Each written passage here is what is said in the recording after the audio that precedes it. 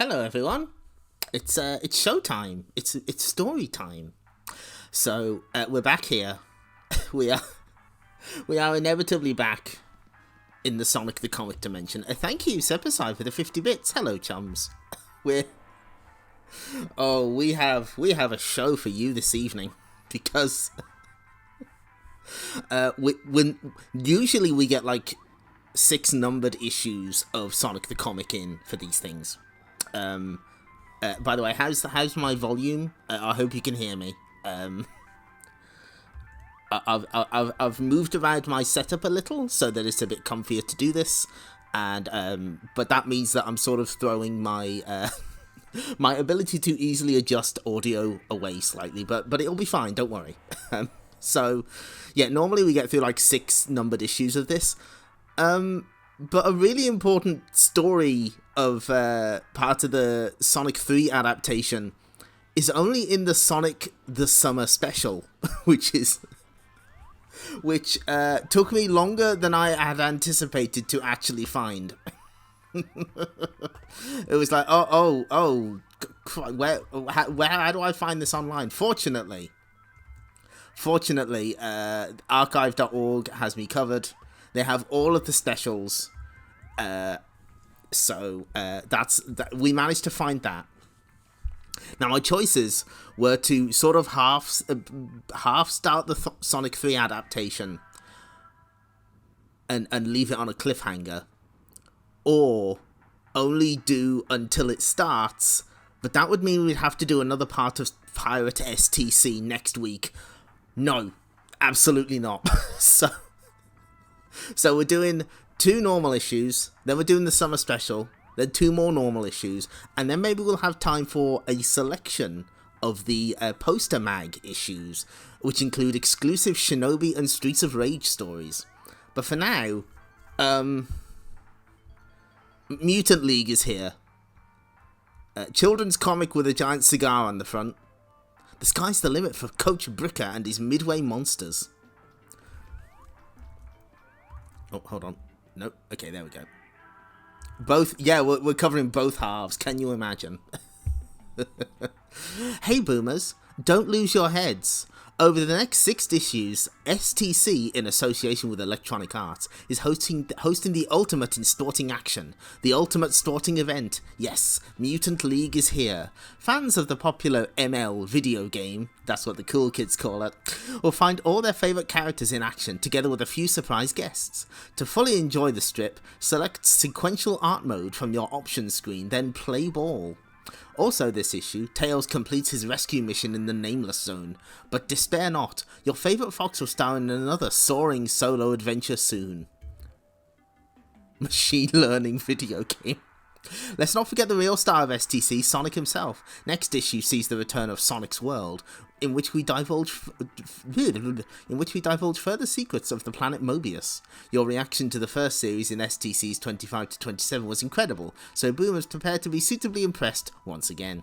Talking of popular headstrong characters, who could forget Chuck D. Head of Decap Attack fame? Well, the word is that Chuck wants back in S.T.C. Can't say I blame him. Maybe I'll toss a coin, and if it's heads, he's in. Find out the result in S.T.C 32 next issue. So, they're already threatening the return of Chuck D. Head, beloved Sega character. I love him. Virtual Racing steals the show. The merry month of May saw 3 Sega Capital Radio roadshows broadcast live from various Southeast England locations. Poptastic performers over the 3 events included chart toppers Bad Boys Inc., Tony DeBart, D. Ream, East 17, EYC, Danny Minogue, and Roachford. However, the real stars had to be Virtual Racing, which drove everybody wild, and those funky double-decker buses. See Sega Bus tour dates below. For the full lowdown on the roadshows, turn to the page which follows the tail strip. So there's all your Sega Bus dates. Write these down. This is important. Has Mega Drive been successfully summoned? Good. I'm glad he's here. So, Sonic the Hedgehog 2 is hanging tough in the Game Gear charts still. It's like a It's like a scar, it'll never leave. On the Mega Drive, though, we've got World Cup USA 94 and Dune 2, which was reviewed in this very magazine. Oh, what, fancy that. No, Sonic 3's like number 5. Ooh, Mega CD charts are looking kind of rough. No Time Gal, no Final Fight. That's very upsetting. Hi, Straw Bros. Welcome. And hello, Defiant Optimist. Yeah, Danny Minogue's been around for a while. We're learning about popular culture as well as Sonic. So they reference The Simpsons on the Master System charts. That would be a Europe-exclusive port of Bart versus the Space Mutants for the Master System. Yes, that's real. No, I don't know why. Weird to see Shinobi up there. That's kind of an old game at this point, but of course, Trivial Pursuit is there also, a quiz game based entirely on the Honor System. Oh god, will Sonic the Hedgehog 2 ever get off the Game Gear charts? Please, I'm begging you. Okay, so, our first Sonic story is The Pretender. Look up in the sky. Is it a bird? Is it a plane? It's yellow flicky again. No, it's a bunch of nasty moto bugs. They're not moto bugs, they're buzz bombers, get it right. Who will save us from these badniks? Hey, who's the handsome hedgehog who always saves you? Yay, it's Sonic. Move aside, Sonic, there's a new hedgehog in town. What? It's Ashura! You know, the green Sonic from Sonic 2.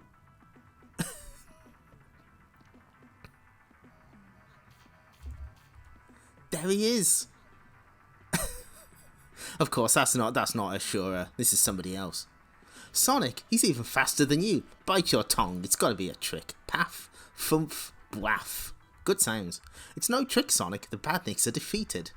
All a bit too easy for my liking. Okay, buddy, who are you? I'm Cosmic the Hedgehog, fastest spiky thing alive. I'd heard about your little efforts against Dr. Robotnik, so I thought I'd show you how it's done. I'm doing fine against Robotnik. I don't need any help from a pretender like you. Me, a pretender? I could beat you in a race. Okay, Greenie, you're on. Deep insult. Hold on, Sonic, you could be rushing into a deadly trap. Well, if I never see you again, Tails, this is how I'll always remember you. As a little two-tailed dimwit who's always whinging. Wow. You know, I've noticed that Sonic hadn't been as much of a dick lately. He'd mostly been a dick to Amy, so now he's been a dick to Tails, and the balance is restored. Gosh, this pretender has really got under Sonic's skin. Ready, Sonic? First one to the end of the Emerald Hill Zone is the winner. That's me, by the way. Save your breath for running, Greenie. British Sonic is an asshole. That is well known. It's great. The writers did explain that like they wanted to make each character have a flaw, and Sonic's flaw is that he's a dick and very overconfident. Good Tails face here, by the way. Big fan. Big fan. You'll need it. Oh yeah? Whoosh! And Tails and Johnny Lightfoot are dead. Don't worry about them, they're fine. Remember, I'm used to this, pal. Don't get cocky, Sonic. I've got moves you've never seen before. Flip. Oh. Big deal. This is all about speed, remember? Gasp. Something tells me the winner's going to be wearing blue. Oof, I feel dizzy after that. Oh, God. Yeah, I have... I might have to dig through my links a bit. Hang on. Because, man, it's been a while. We've been doing these for a while. No. Shit, where is it? No, bit further. Give us a minute, I'll find it. Oh, that's right, we didn't do them for a while. Yeah, here we go. I think it's in... It's either this one or it's the next one I'm going to post. Hang on. Chronic the Hedgehog. Oh yeah, we missed 420 for this, alas. So it's either this one or this one. One of them talks about how Amy was written, and the other is just a general history. So yeah, they wanted to give each character like a flaw, and that was so that's that. So there you go. Now you know.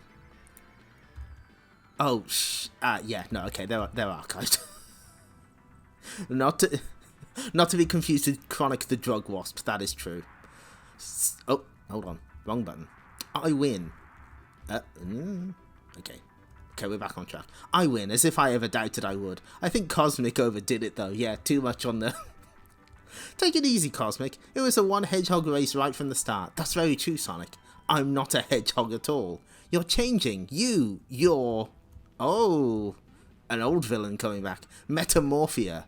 But you're No, but you soon will be. Ha ha ha. Metamorphia, the shape-changing agent of Robotnik last seen in issue 30. Wow. The perfect plan. Lure you away from your friends and destroy you while an army of badniks exterminates your friends. Ha ha ha. So the whole heroic deed with you defeating those badniks as Cosmic was a setup. Of course. Even now, an even deadlier army of badniks is about to invade your cherished village. Okay, this is a mouthful of a sound effect. Swish thump. There we go. Got to get back there and help them. Not so fast, hedgehog. Zoom. You'll never be able to break free of this cable net form in time. Ha ha ha. Ha. I'd like to waste time trying. Hey, you can't escape by digging a tunnel. That's not fair. Drill. So send for your lawyers. I've got to fly. No. My gaseous form stopped you before. It will do so again. Joke. Okay. Metamorphia looks like... Metamorphia looks like a twisted Bubsy. There, I said it.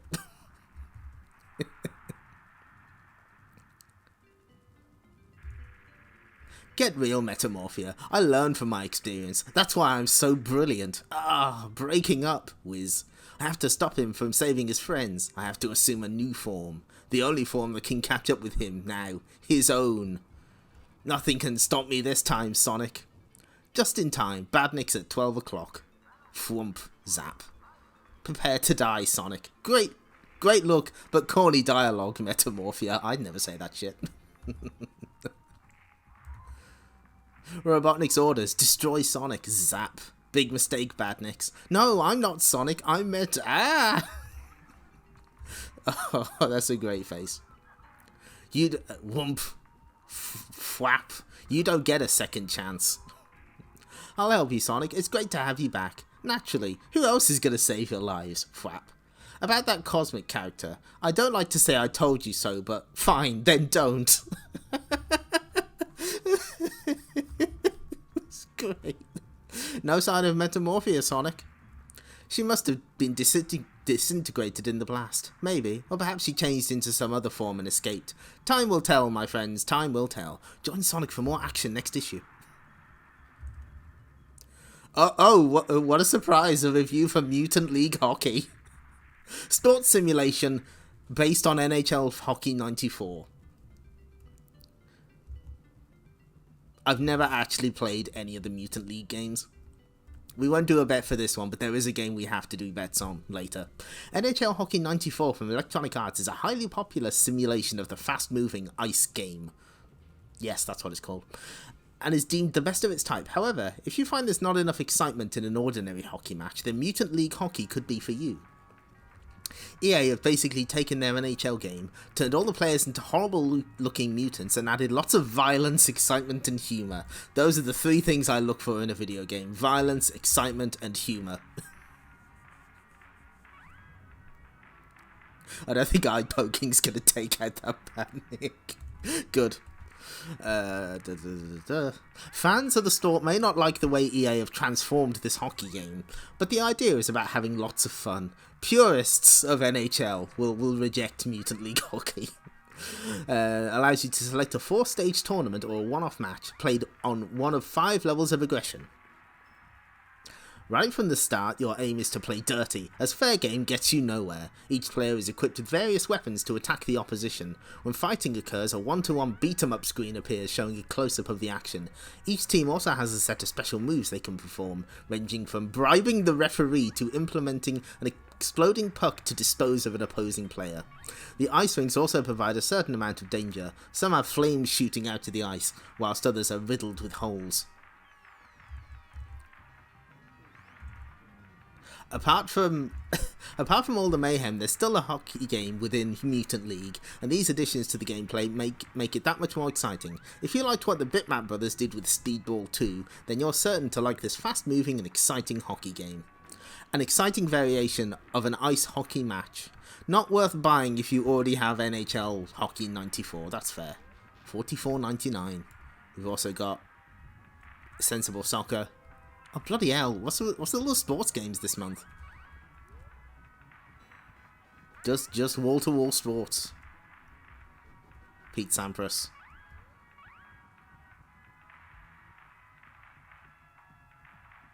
Okay. They had to think of something negative to say about Sensible Soccer. The best soccer game, and it's £5 cheaper than the cart. Football fans will need to switch off their machine at some point to cool down. Okay. A great value for money tennis simulation from your buddies at Codemasters.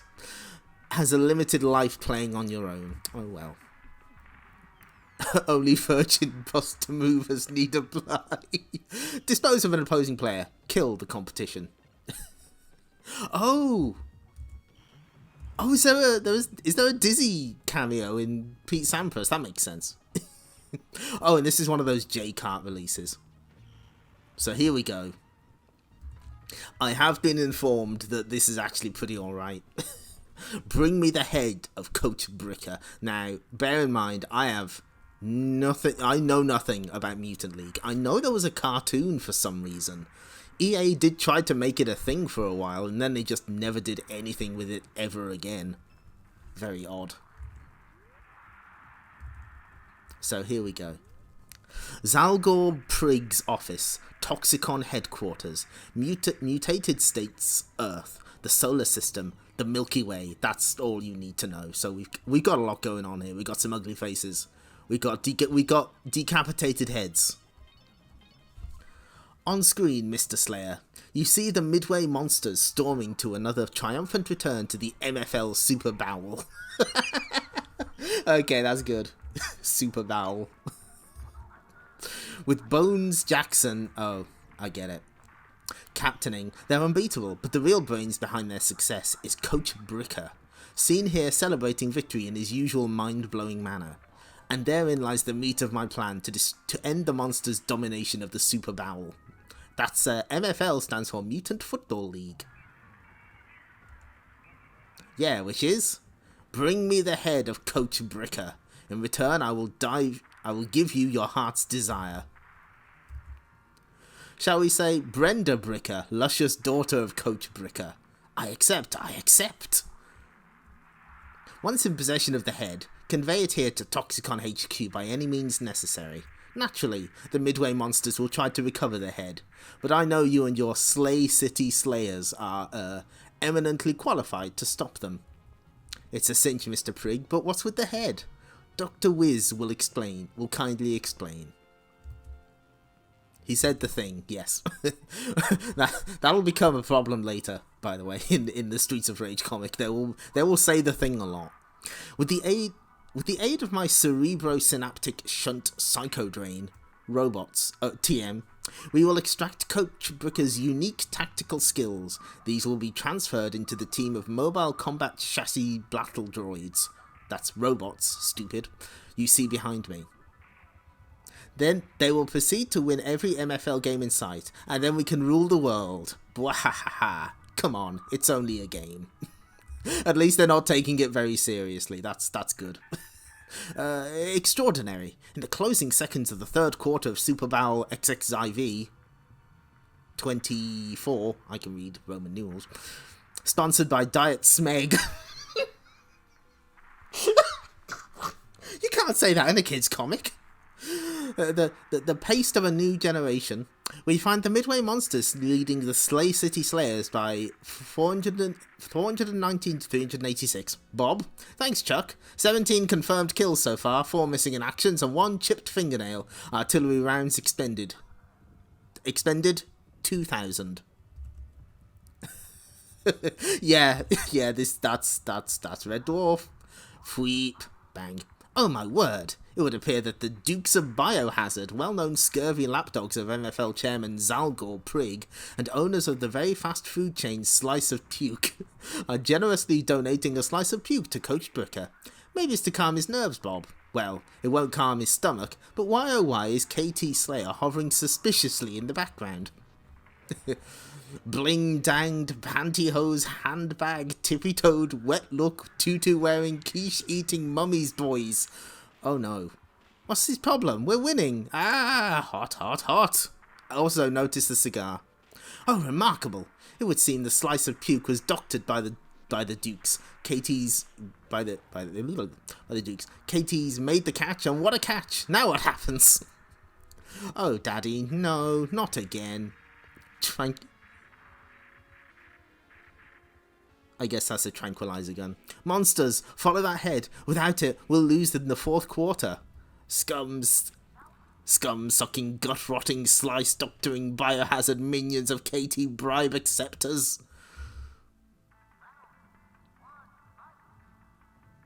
The cartoon lasted 2 seasons? No. No. Bucky O'Hare only got 1. That's not justice.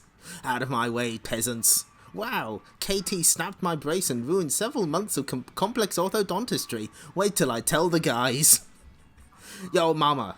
Her. Oh, hold it, monsters. Oh, I say, now the monsters are not going to like that. For all you sports fans, and I know that's the entire country, watching in black and white, tough luck. But coming out to the crowd are members of the Terminator Terminator Trolls, Misfit Demons, Turbo Techies, War Slammers, Killer Convicts, to name a few. Oh, this art is gnarly. Oh my god. Okay, Midway Monsters, you want your head back? You go through us first. Phase 1 is complete. Yeah. Next issue, keep on running. Okay, let's zoom out for this. Oh my god. Oh, shit. Yo, check this art out. That's so good. Oh, big fan. Okay. Okay, you know what I'm in. Mutant League has successfully sold their pitch.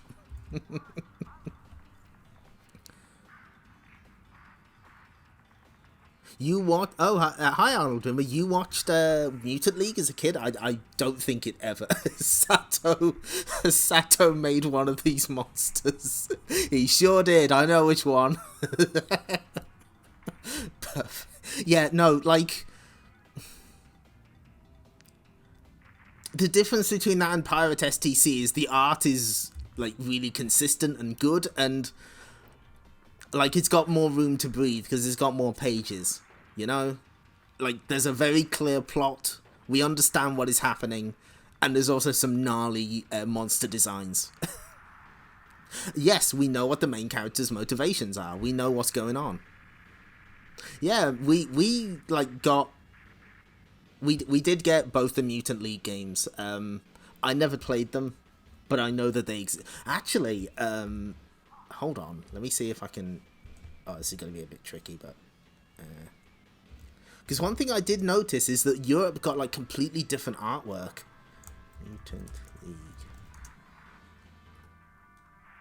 Like, check this out.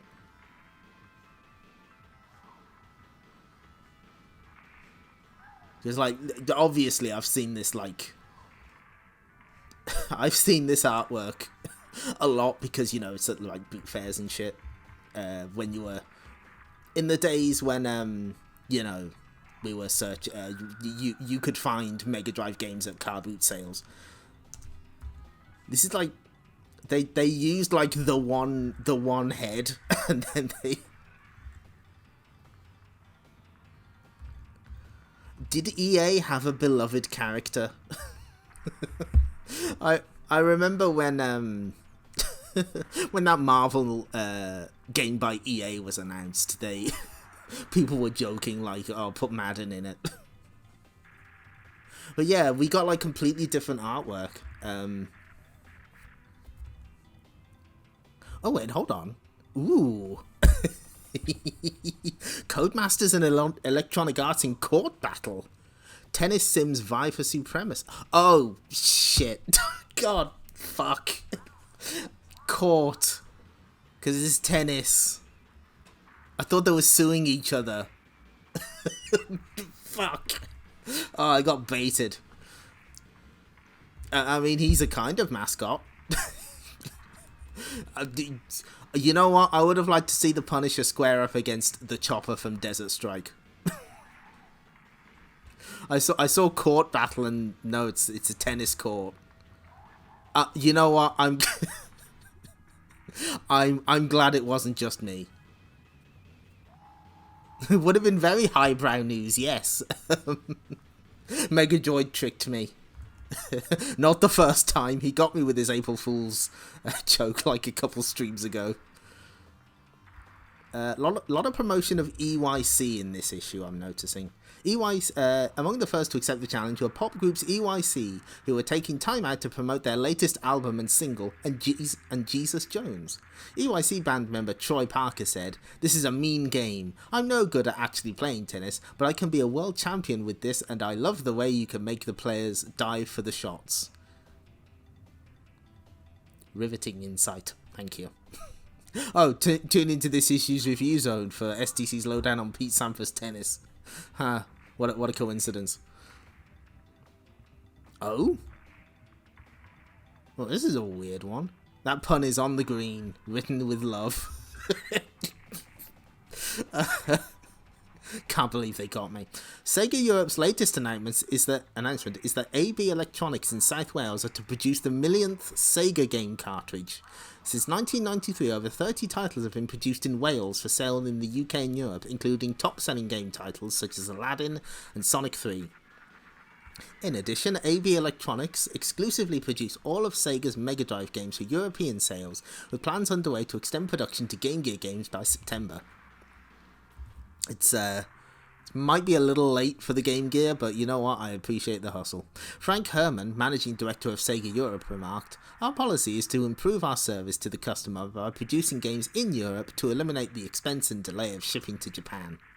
We also reduce our exposure to currency fluctuations while continuing to produce games to a high standard with short lead times. The millionth games to be produced in Wales shows how this policy has already proved successful with video cartridge games. I'm sorry. Video cartridge games. A misleading pun-laden headline. You cannot be serious. Yes. That was what we used to. That's what we call clickbait nowadays. The millionth games to be produced in Wales. We look forward to increasing our European manufacturing for CD and cartridge games in the future. Rockin' good news.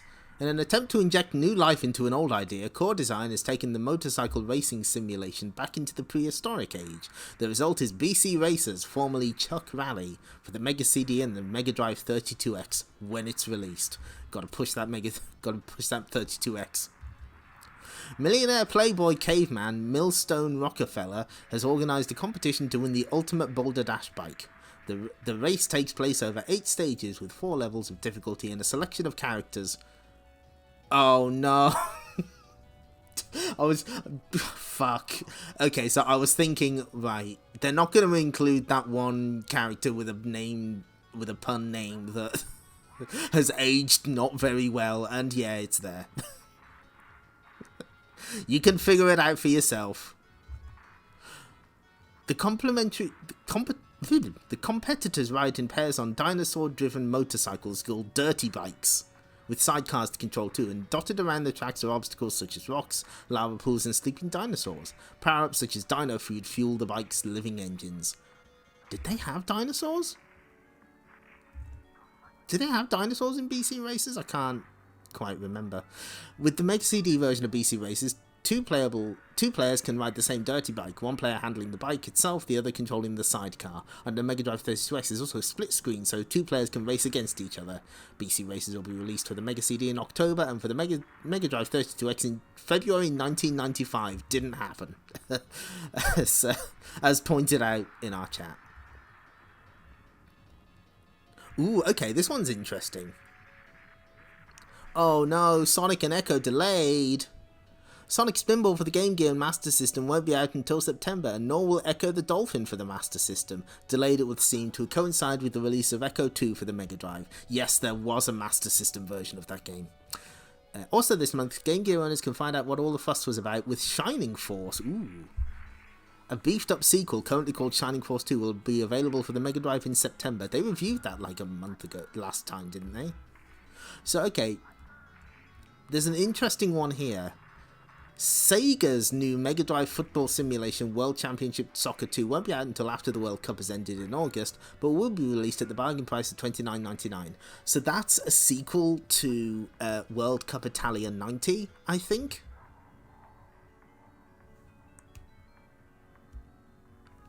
But what's interesting is that that was actually made by Sensible Software, I'm pretty sure. Like, they made like a side-on take on Sensible Soccer and just Sega published it.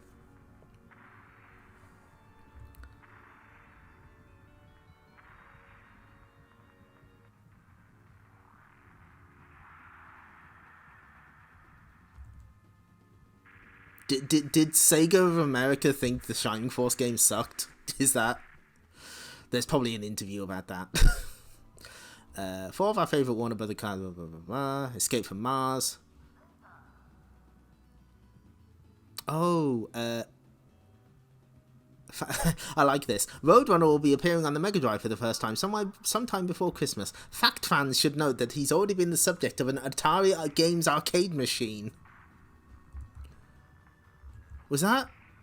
Are they referring to Wile E. Coyote's Revenge, or am I thinking of something else? They likely did. Yeah, that makes sense. Anyway, it's back to Tails, The Morbidden Hunt, Part 4. Tails is in the Nameless Zone, where he's being hunted by the Goblin Queen in Castle Morbidden. So they're supposed to be playing hide and seek. Tails has wandered into the wrong comic. You're right. Now I have you. Prince Catalyst said we were just going to play hide and seek. I think Queen... Oh, jeez. Vulpecula plays by different rules, Jimmy. It's Jimmy and Jilly are the cubs. I wouldn't be in this mess if I hadn't written those letters home saying I was a brave hero. If only Sonic were here. I think he said that like 5 times in this comic. That game was such fun, wasn't it, Foxes? I want to play again. Run, Foxes, run! Ha ha ha. We've got to find the hiding place Prince Catalyst told us about. He'll help us. I hope you're right, Julie. I think it's near here. Here it is. Wow, that's like... They could see them. They could see them go in the hidey hole. Fine. Here it is, through here, quick, before Queen Vulpecula finds us again. Ugh, cobwebs everywhere. So you stupid foxes finally made it here, now to spoil my sister's fun. Just because she's the queen, she thinks she can order me about. Well, I've carried out her orders and brought some foxes to Castle Morbidden. Now let's see how she enjoys a hunt without any foxes. Yikes! Swish! Chunk! Run! Dratted sword! Come back here, you 3 heads stuck in the wall. Good. Everyone who drew this comic wanted to draw spaceships and goblin men, not this hedgehog. The goblins are just so much more detailed than everything else. That will be coming back in a future issue, by the way. Yeah, like the Roadrunner... Yeah, the Roadrunner arcade game would have been almost a decade old by this point, but I guess that's for the fact fans in the audience. To be fair, I think Richard Elson absolutely loved the shit out of drawing Sonic. He tricked us. He is a goblin, Jilly. I said come back, you beastly foxes. Nigel Dobbin as well. He seemed to enjoy it. Oh golly, now we're trapped. What would Sonic do? Prince Catalyst is coming, I can hear him. There you are. Please read that in the voice of Wesker from Resident Evil 5. Now hold still, this won't hurt a bit. We can't fly off here, Tails. What are we going to do? That's it, Jimmy. You can't fly. Rah! But I can. Help! Yelp. That's right, he's the only one with 2 tails. What would WWSD? What would Sonic do? Hi, Vaderoid. Oh, and hello, Bobinator. Welcome. Man, there's a lot of people here watching me read Sonic and slowly lose my mind. You're not playing fair. These cubs are heavy. Got to find somewhere safe to land. Quick. Take us up to the flying boat, Tails. There they are. Yahoo! Hurry up and cast off. I suppose you do cast off a flying a flying ship. Bring the foxes back. I'm the queen, and I want them back right now so I can hunt them. But the goblin flying boat carries Tails and the cubs swiftly back to their village. What a hero! We knew you wouldn't fail us. Now you can return to your duties on Mobius, fighting the evil Dr. Robotnik with your bumbling sidekick, Sonic the Hedge Cutter.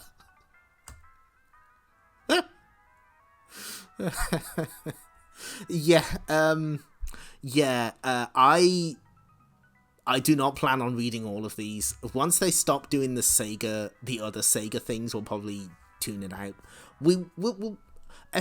Issue 100 seems to be a good place to stop. My babies! Tails has rescued my babies! We're not babies.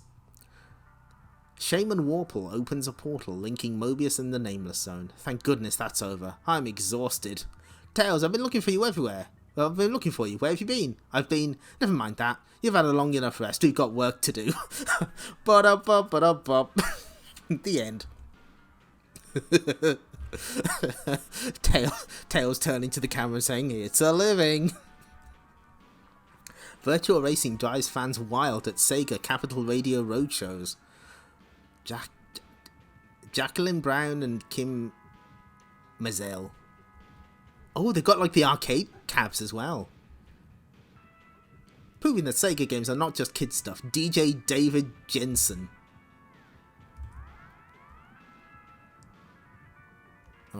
Oh, there's so many.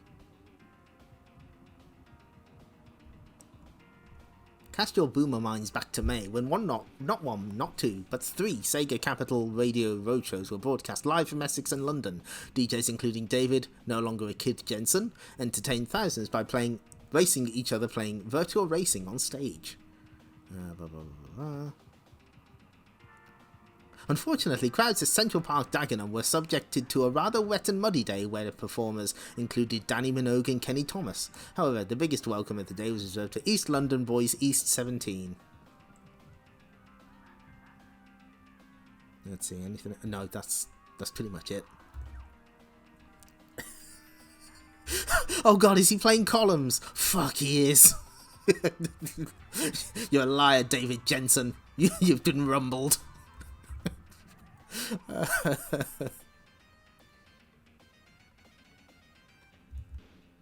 Yeah, the early issues are where I live because they've got like other Sega.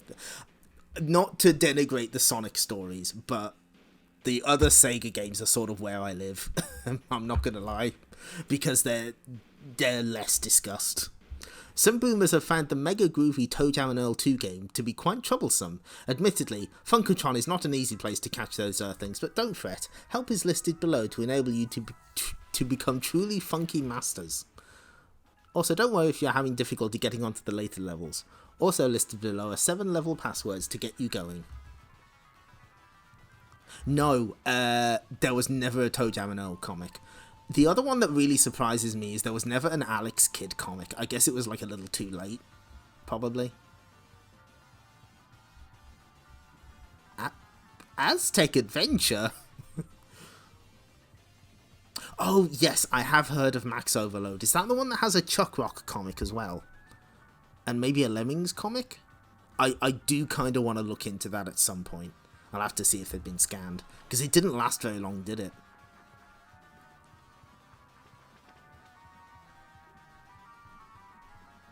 Oh, you can cheat to play the rest of the game on kids mode? That's good. They've accidentally listed a lot of these games as Mega CD games. There is no Mega CD version of Castlevania, I'm sorry. Oh yeah, it's the prototype screenshot again. There it is. The harpies aren't supposed to be there, and there's a timer. This top platformer from Konami was rated highly in S.T.C. recently. It's similar in fashion to Shinobi, but features better gameplay. Keep it vague. Oh, yeah. Fuck, what was Aztec Adventure called in Japan?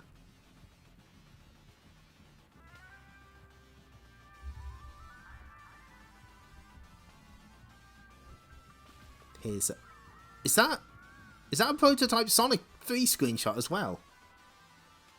if you're having difficulty getting onto the later levels, you'll be happy to know that we've found the Sonic 3 level select cheat. Oh, Jesus. Oh, my God. To activate the level select, wait until the big Sega logo at the start of the game starts to disintegrate and the big blue Sonic zooms out to the screen. Quickly press up, up, down, down, up, up, up, and up on the joypad. This has to be done quickly in order to work. You'll hear a noise as soon as it's activated. Once you're back on the screen with start and options displayed, press down and you'll see sound test. Enter this and you finally reach the cheat screen where you can take Sonic to any level. Yippee. Right. I don't know if I've got this ready to go. We're gonna have to. Okay. This might be where it is. I've got like a big notepad file of all the links that I've used on stream. So, okay, that's Sonic Chaos. So we don't need that one. And Knuckles. Here we go. Sega screen technical details. Okay, so that level select code is absolutely fucked. The reason the timing was so tight is because there's a bunch that like half the frames don't accept inputs, so you have an extremely tight window to actually do any of those do that code, and I believe it's explained on that page. That's why it never fucking works. Oh, good. What? Stomach problems? Can't keep anything down? Help Ripley cleanse colonists' colons from their uninvited alien gut-inhabiting guests with these armor-piercing Game Genie codes for Alien 3.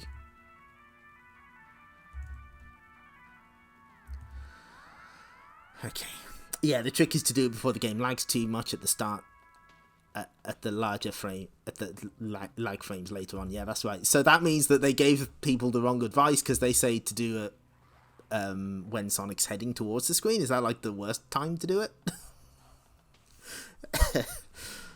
I can't remember if we actually got it working on screen. Notably, they don't mention that. Oh, this lists all of the stages you can't play from Sonic and Knuckles. Oh yes, somebody brought up Raiden.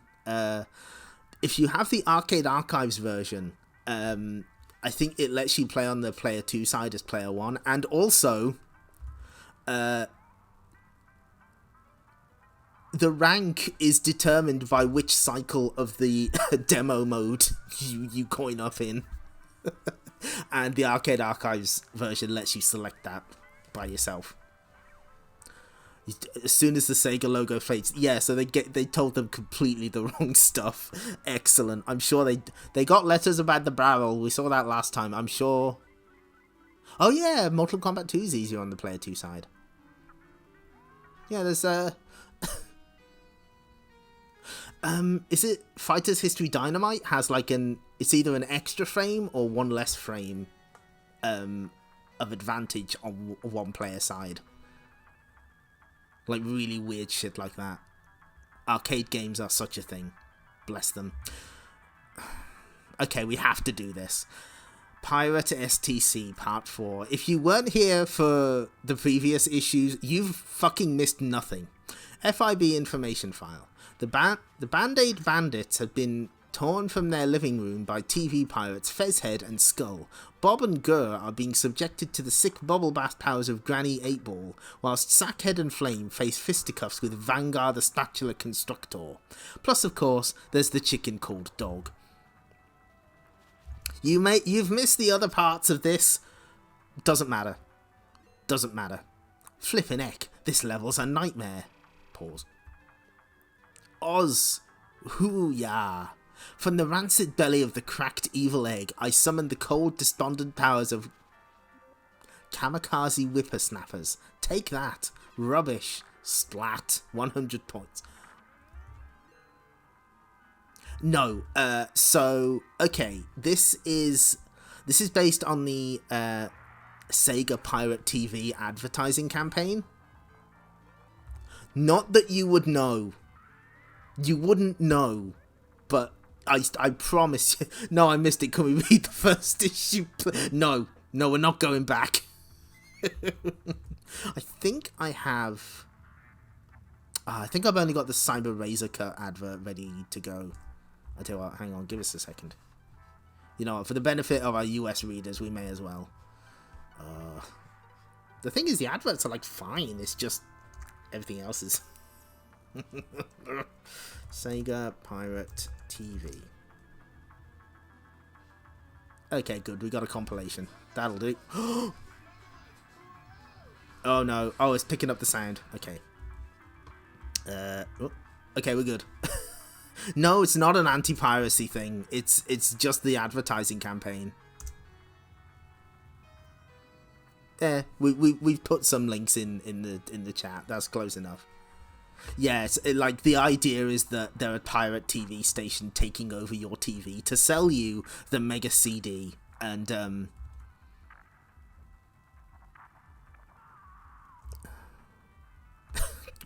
we've only got 3 more parts of this.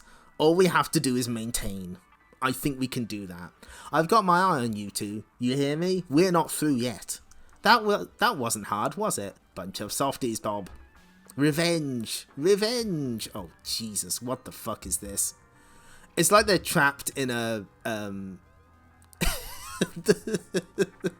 they're trapped in a game that would show up in Push to Eject. Rick Mail was advertising for Nintendo and Spud Gunn tried to do so with Sega. Makes sense. Jump on their heads. Smother them. Oh, Jesus. Chicken. Chicken. Yeah, come back, you chicken. Chicken, I'm out of here, but I'll be back. Blast, I messed that one up. Hey, boss. What? Avocado Mexican Bandit Punters is on TV. My favourite. I'll let these jerks fend for themselves. Meanwhile, Sackhead and Flame face Vanguard. Aw, cool. Come on then, put 'em up. Put 'em up. Oh boy, I don't think Flame realises the seriousness of the situation. Oh goodness, thank you. Did you just subscribe for 6 months? Goodness, thank you. Oh my. I'm very glad you're enjoying the stream. Thank you so much. I'm very glad you're enjoying the stream, as I very much don't enjoy this comic. We've only got... We're so close. I want to play. Fancy a chip? Get in there, my son. That's a football thing. So, Doc. Boing. What the fuck even is this? I'm exhausted. Pressure rising. The viewers of this stream now have expectations. Not again. Help! Help! Super airware bouncing power blasters. Well, I just get angry when I read this. No, take this, bonehead. Sackhead and Flame win. Mummy, help, Gur and Bob. Frozen. Ice. I don't know. No, I refuse. Say, anyone experienced any normal happenings here recently? I want to go home. Avocado Mexican Bandit Punters is on TV. Next episode, level 5. The nightmare has not yet begun. Don't tell me that. Don't you fucking tell me that. Mutant League made more sense. It did. Like, I'm just getting angry looking at this. I'm sorry. Join the Badnik Army. It's a real BARF. BARF stands for Badnik Army Repair Functionaries. Camembert. Ah, I get it. Camembert. Camembert. That's a type of cheese. Are members of this mobile force. Follow their hilarious adventures in the return of Sonic's world in STC 32. Plus, Sonic Evils of the Misery Zone. What? Mutant League. Trademark. Heading for disaster. Pirate S.T.C. Dread at the controls. Mutant League is copyright Electronic Arts Limited. Yeah. What do you mean this wasn't a nightmare? Yeah, I know. It was already a nightmare. So, if you're unfamiliar with this stream, we do not make fun of the children. We don't make fun of the art, and we don't make fun of the letters. Unless there's a really, really funny Mega Droid response. The only thing I don't like about the Sonic stories is Amy Rose. I can't understand why Sonic lets her get away with annoying him all the time. It seems obvious to me that he doesn't like her. Why doesn't he just get rid of her? Oh my god. No. So, there's a soft side to this tough badnik-busting hedgehog. Anything wrong with that, Michael? Megajoy's right, he's right to say it. Amy's great. Oh shit. Megajoy firing the fuck back. Dear S.T.C, why in Movies did you get Jurassic Park a low rating? Are you sure you haven't got your TV tuned in wrong? I think the graphics and sound in the game are far more superior than the Sonic CD. As for Andrew Shortland's comment back in STC 8, wow, this kid's going all the way back. I know the kid didn't mean it, but he really reads as, why doesn't Sonic just kill her? that was the same thing I was getting anyway. That was the... Yeah, well, I think they gave it maybe a 75%. Your reviews are very accurate. I hope he's reading this because he's blooming wrong. Oh, and while I'm at it, the reason I wrote Dear STC is because that's exactly what it is. Far too dear. Far too... that is that a British term, specifically? But it means too expensive. Oh, stop whinging, Adrian. Just as you're entitled to your opinion, so are the Humes who review the games in STC. Especially Tony Takoshi, who was the product manager for Sega Europe. He doesn't review any of them. He still got a Water Fun game. He did. Not the big good one, but he got one. Subscribe to STC now. Show someone you care, send them STC. Definitely British slang. Okay, I'm glad that I'm teaching my American readers. So, moving right the fuck on. Number 32. More Mobius secrets in Sonic's world. Searing action with Sonic the Hedgehog. Monster Mash with Mutant League. They don't even know how to describe it. Stargazing on Pirate S.T.C. Charts, news, Q-Zone reviews, and more.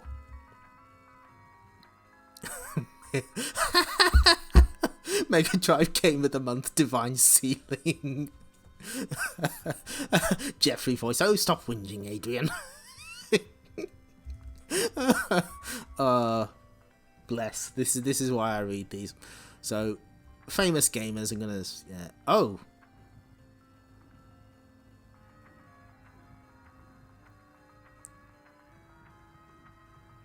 I'm trying to... There's Danny Minogue!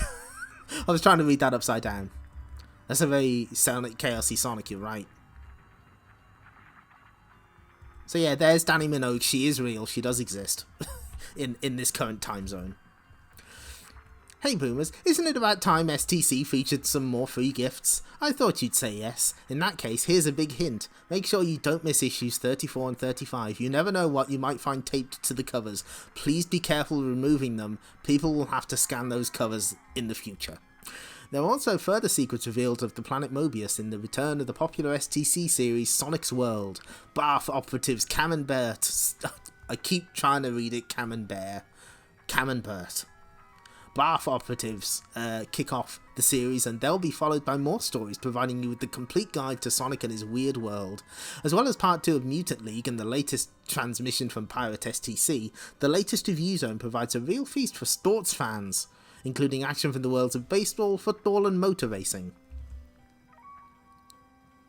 Yes, but I'm assuming that it's not the character's name here is not pronounced Bear. It's probably Bert, so I'm trying not to mispronounce it in this context. The Q Zone is devoted exclusively over the next 2 issues to the they are so desperate. The Eternal Champion. So if any boomers are having trouble completing this top game, we've got the solution you need. Bullshit. There's no way they've got a guide to the Eternal Champion himself. Now go scan yet another megatastic issue, starting with a certain hedgehog in STC's latest Sonic sensation, the Unbeatable Foe. What are you waiting for? It's happened. It's happened. Saints be praised. Sonic the Hedgehog 2 is finally out of the Game Gear charts. Begone. Darken not our door again. And on the Mega Drive, Sonic 3's heading down. Pete Sampras' Tennis is in the charts. Huh. I wonder how that happened. I find Eternal Champions interesting. Yes, the Simpsons game on the Master System is Bart versus the Space Mutants, a Europe exclusive. Yeah, I find Eternal Champions really interesting, but it's very funny to watch the sort of hype machine, because they did a 48-page special entirely about the Eternal Champions that had like 3 one-shot stories and a complete guide. They were at full tilt advertising that thing. So, Road Avengers back in the Mega CD charts. I'm okay with that. I'd like to see Time Gal again, but I'll live. They don't say what Wonder Boy for the Master System, and they don't specify what Shinobi. Okay, I'm kind of surprised at Speedball 2 on the Master System selling so well. Also, Solitaire Poker. Yeah, has anyone ever seen Road Avenger and Time Gal in the same room at the same time? It's a mystery. I don't even know what Solitaire Poker on the Game Gear is. It's not that fucked up block drop puzzle game, is it?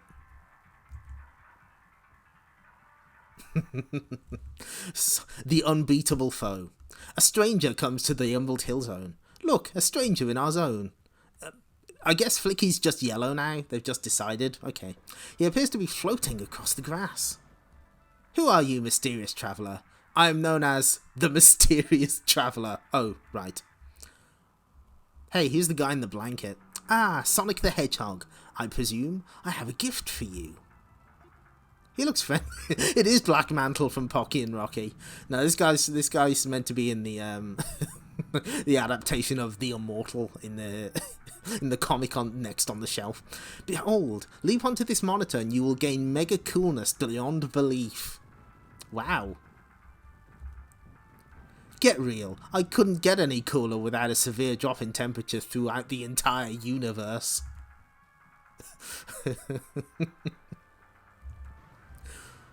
Let me guess. Oops. You're an agent of Dr. Robotnik who's been sent here to trick me into defeat, right? I'm the Invincible Traveller. Well, your plan won't work. We're too bright to be caught out by the old gift routine. I like how he's like, oh, this is all falling apart. Mega coolness beyond belief, huh? If I become as cool as Sonic, I can help him more often. Tails, no! What? Oh my god. Mysterious Traveller versus Mysterious Lion. I want to see that matchup. Reckon Mysterious Lion's 9-1 to that guy. Do I want to scroll down? I can see the top of the next panel. I can see the top of the next panel and I don't know. Snaff.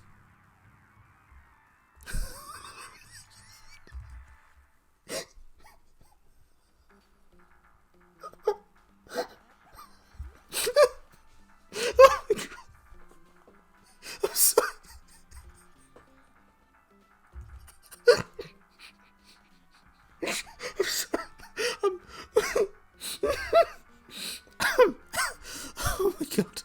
This is the gnarliest thing I've ever seen. A flash of light, a sense of vertigo, and Tails finds himself transported to another zone, one of the darkest and deadliest zones on Mobius, the Misery Zone. Ooh, I want to go home.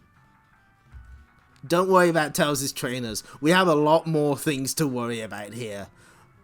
Oh my god. One of them is oozing something from their tentacles. I don't like that.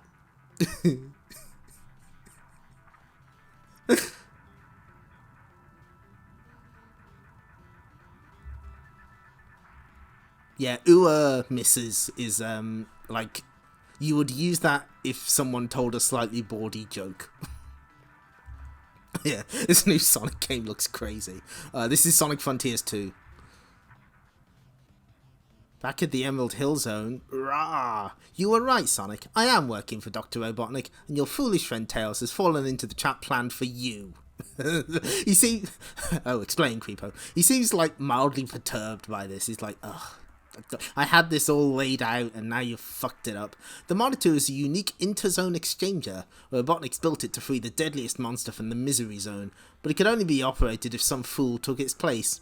Your friend Tails was that fool. Whoosh. Remind me to thank him when I see him again. You will never see him again. Tails cannot escape from the misery zone. Explain, Creepo. Why is this man with the powers of the Hell Dimension working for Robotnik? Don't worry about it. And this creature is unbeatable. Oof, we'll see. Dumph. Sonic isn't the only one having a bad day. Jesus, that is a mild understatement.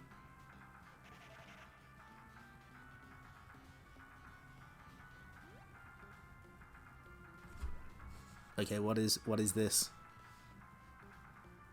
The miseries. Thank you. Good. This time. Yeah, no. Listen. The summoning demons doesn't pay that well these days. Yeah, it's kind of become a gig economy. It's kind of rough out there. Scree. I get the distinct impression the mysterious traveller was fibbing about that monitor. I mean, if this is being mega cool, I think I'd prefer to say uncool. I like that Tails is like. He hasn't completely bought that he's been duped. Scrah. M Traveller versus M Bison. Speaking of mega cool, there's got to be some way to stop this contender for an ugly contest. Jeez, he's setting fire to the Emerald Hill Zone. This monster is indestructible. It exists only to destroy. It's certainly not going to be eaten by some blue hedgehog. Ha ha ha. Ugh, I'm not just some blue hedgehog, Traveller. I'm the blue hedgehog. Sonic, don't bug me. And there it is. There's the what I call the Christmas tree Sonic. Because it kind of looks like a triangle that kind of looks like a Christmas tree. Yeah, it's like how death works for Dracula. You're right, Arnold Rimmer. Yay for Sonic, the monster's down. Arg, wham. I like that the mysterious Traveller is... he's pretty great. It's up again, run! Rah, this is not going well. God, these fucking funny pages animal characters with this gnarly ass monster. Raw. Okay, you're invincible. But are you happy? Thoom, I think not. Oh, is he using psychology? This monster's Polluto breath will destroy this zone. A great victory to report to the master, Dr. Robotnik. Dream on, Traveller. I've got you sussed. Originally, you wanted me to be transported to the misery zone. Maybe you wanted me out of the way because I'm the only one smart enough to figure out how to stop this creature. I can't stop the monster, but I can send it back. No! Monster, unleash your apocalypse blast. Destroy everything.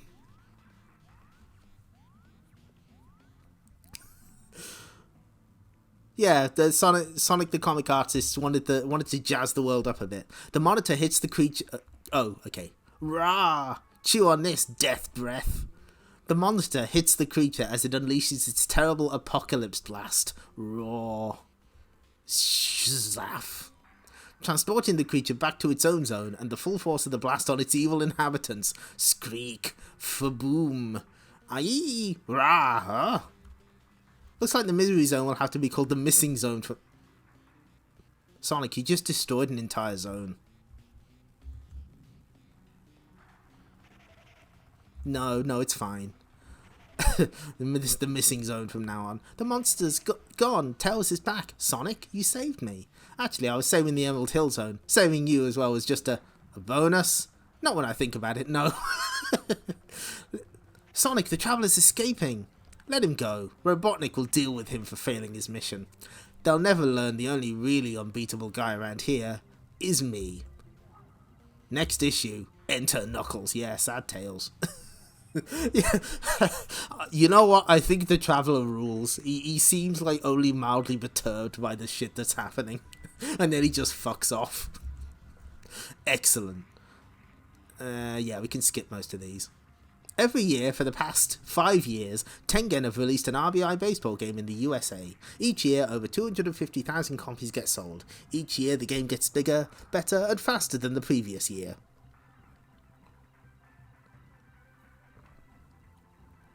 Oh, that's funny. Tengen have also acquired the MLBPA, Major League Baseball Players Association license, and have programmed in the real statistics for over 800 actual US players, none of who are recognizable over here. That's a very Tengen Atari-ish font. Yeah, that's right. That's straight out of 90s Atari. RBI Baseball 94 is full of stats, has real in-depth gameplay and complete up-to-date data. In short, it's the best baseball simulation around. The most detailed, in-depth baseball game around. Graves will only appeal to baseball enthusiasts. Who published Combat Cars? Wait, no, Combat Cars is a Mega Drive game, not a Mega CD game. Get it right. Oh no. Combat Cars is a really addictive and challenging Micro Machines clone, but what prevents it getting a really high rating is that it's too hard, and the fact that you only have one life. If you can live with these, then it's an essential purchase, otherwise wait for Micro Machines 2. A great Micro Machines clone for under £30 from our good friends at Accolade. Only one life makes it hard to get very far. Screw all these guys.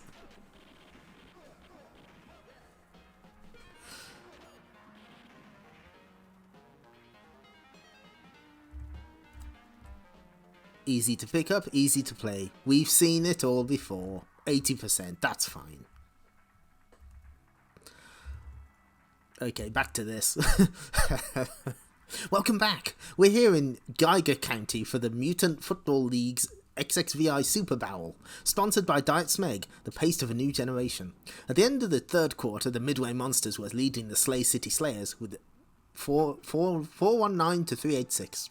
But in an inspired change of tactics, the Slayers' captain, KT Slayer, has left the arena in possession of the head of the Monsters' coach. KT leaves behind her an army of hired freelance players running interference against Bones Jackson and his Midway Monsters. Is that a foul play, Chuck? Tough call, Bob.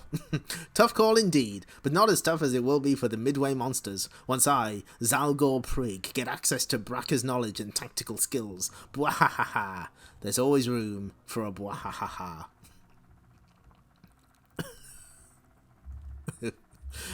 Unpronounceable. Go figure. Flip-blatting, stringy cheese, cheap imitation, comfortable shoes, nappy ration. Bricker's brain will be here shortly. How's your work progressing, Dr. Wiz? Smoothly, Zalgor. Once we have siphoned Bricker's cerebral skills, they'll be loaded into my team of invincible battle droids. Bwaha! There'll be plenty of time for hilarity later. For now, let us return to the destruction of the Midway Monsters. Okay, so there isn't always room for a bwahaha. Midway Monsters include Scorpion and Sub-Zero. Enough plot development, let's get back to the action. But Bones and the Midway Monsters seem to be facing insurmountable odds. How do you see it, Bob? Quite remarkable, Chuck. It does look as if it could all be over for their captain, Bones Jackson.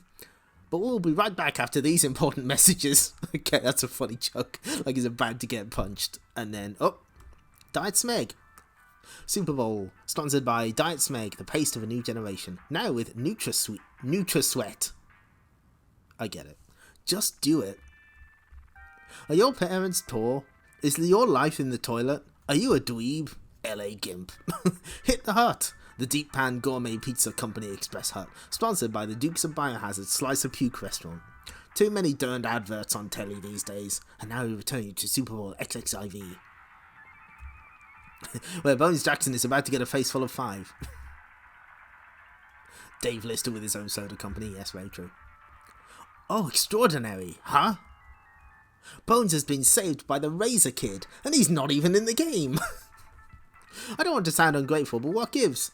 Bet heavy on the Monsters to win. Don't like to lose.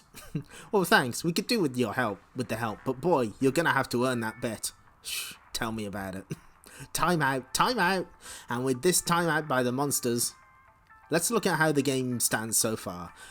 89 confirmed kills, including 53 innocent bystanders. The lawsuit meter is at 25 million, and there's a dentist on hand for 2 loose fillings. Hot dogs. Really quite warm hot dog. Really quite warm rat. Pork scratchings. Tapioca on a stick. Okay, we're going to use the 38, 22, 36 play. This is no time to worry about my measurements. It's game code, Brenda. It means that Grim, Razor, you, the coach, and me make a break, while the others gloriously lay down their lives in a futile effort to buy us time. Play ball! Where's the kid? Kaboom. Right here, Bones. What do you think of the new quarterback? And the crowd goes wild. Next issue, Mobile Bones. That hatchy guy in the corner isn't watching the game. No, he's not. He's paying no attention. Okay. A lot of distraction. Yeah, it's true. So Bones was actually in the cartoon. I wasn't really sure how tied into the anything that the cartoon even was. Like, I got the sense that they used the name and not very much else, but I'm glad we have someone who actually knows that cartoon exists. Thank you. Oh, hold on. Okay, here we go. Wait, what? What the hell is this? Codemaster's Dino Racers looks though it was more than adequately fill the gap. Dino Racers 3D competition features a choice of 8 characters, 8 different scenes, a healthy selection of power-ups, and a split screen for 2 players. But get this, the racers don't have wheels. They haven't been invented yet. Instead, the players sit on top of dinosaurs and have the advantage of using a club to bash opponents. Is there a screenshot? No. I'm guessing that wasn't released either because I've never heard of it. The cartoon kind of made him look like a skeleton Bret Hart. Excellent. Get ready, Sonic Boomers. The next Sonic game is on the launch pad and heading your way this autumn. It's called Sonic & Knuckles. It's for the Mega Drive and it's due out on October 18th. It also holds a big surprise. Not only will you be able to play as either Knuckles or Sonic, but you will also be able to affect what?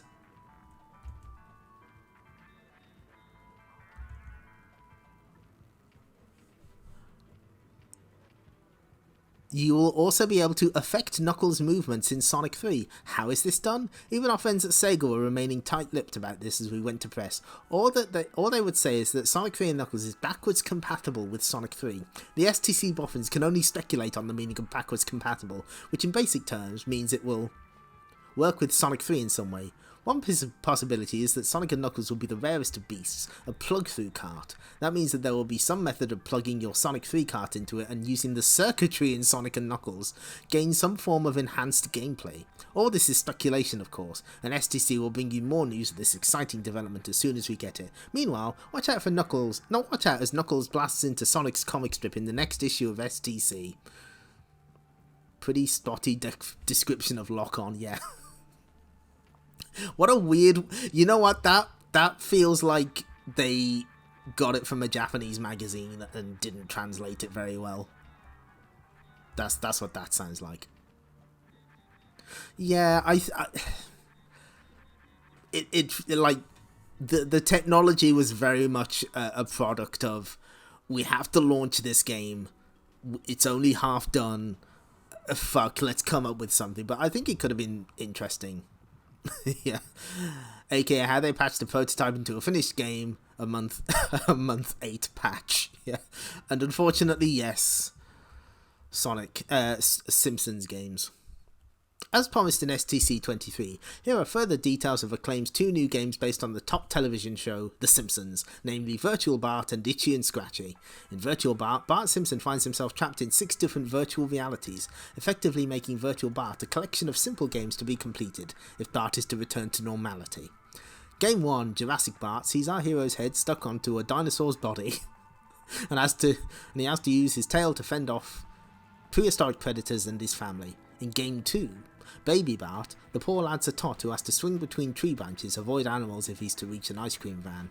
In the Pork Factory, Bart's a pig caught up in Krusty the Clown's pork processing plant, dodging workers, a cattle prod wielding Krusty, and the factory's deadly machinery.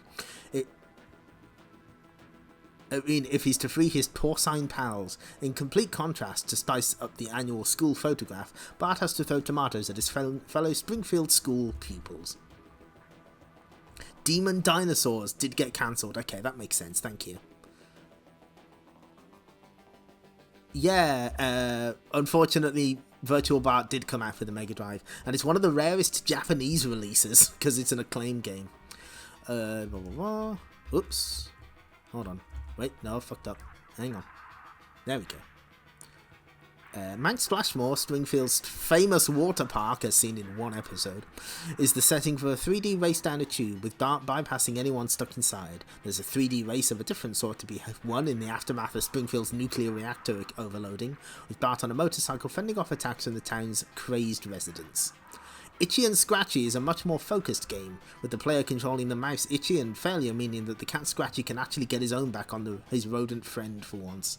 This bizarre beat-em-up is spread over 7 strange stages: a factory filled with conveyor belts and crushers, a medieval castle with catapults and maces, a building site with cranes and girders, a Spanish galleon including an underwater section, the Wild West, and a predictable, perhaps prehistoric setting. Oh, and there's a secret stage to complete at the end of it all. Equipment used by Itchy and Scratchy to bash each other senseless includes hammers, cutlasses, ray guns, chainsaws, and bazookas, and it's all presented as in anything can happen but no one actually gets hurt cartoon-style way. Virtual Bart and Itchy and Scratchy are both released on the Mega Drive in September, with the Game Gear version of Itchy and Scratchy due sometime in October, so yeah, it's Bart Pig and Bart Dinosaur. The Mega Drive Itchy and Scratchy did not come out, I don't think, did it? I don't think it did. There was one version of it that came out, and I think that was the SNES one. I don't think the Game Gear one came out either, and there was a Game Boy game. Oh, I know what that is. I recognise that. What the fuck is this? Oh, it's Probotector!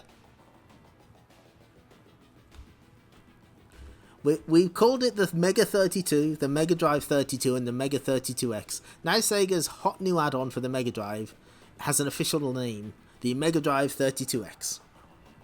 Now you can sleep peacefully at night. Probotector Hardcore. Archer McLean's Drop Zone. Think Flink. A far cuter proposition is Psygnosis' Flink, star of what is certainly one of the prettiest Mega Drive releases yet.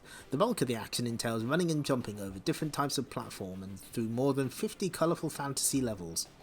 Shooting adversaries, the locals have been turned crazy by a mysterious fog, and collecting objects to aid the solving of an occasional puzzle. There's also the chance to mix spells with ingredients acquired during Flink's travels. Flink will be available in September. Okay, now this is interesting.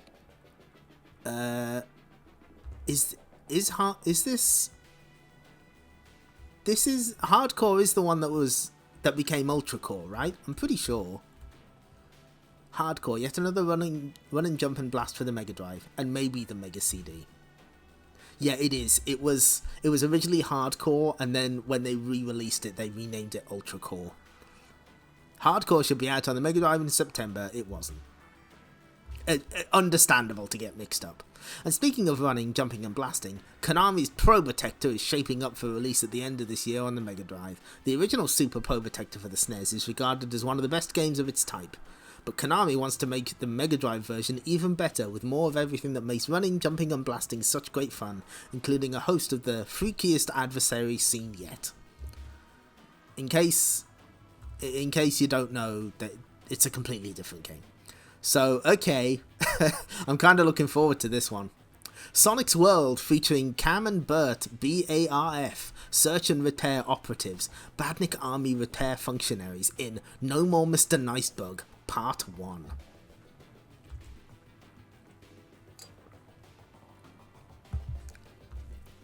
Sonic is testing one of Porker Lewis's inventions in the Green Hill Zone. It's reprogram time for you, Motobug. I wonder if this is what Porker meant by reprogramming. I thought the Badniks were supposed to change into nice nicks, not piles of scrap. Repair squad to Green Hill Zone. Now bloomin' blue hedgehog's been at it again, Cam. It's what Barf is for, Bert. Search and repair operatives. Go, go, go. Badnik Army Repair Functionaries. So this is Cam and Bear. Cam and Bert. Hell yeah, Barf. Going down. Ah, the Barfmobile. Launch sequence activated. Launch pad prepared. Cack, cack, cack. Cough, splutter, cack, cack, cack. Our mission is to repair some badly damaged Motobugs. Number 3 hammer for Motobugs. Good. The Motobugs are here.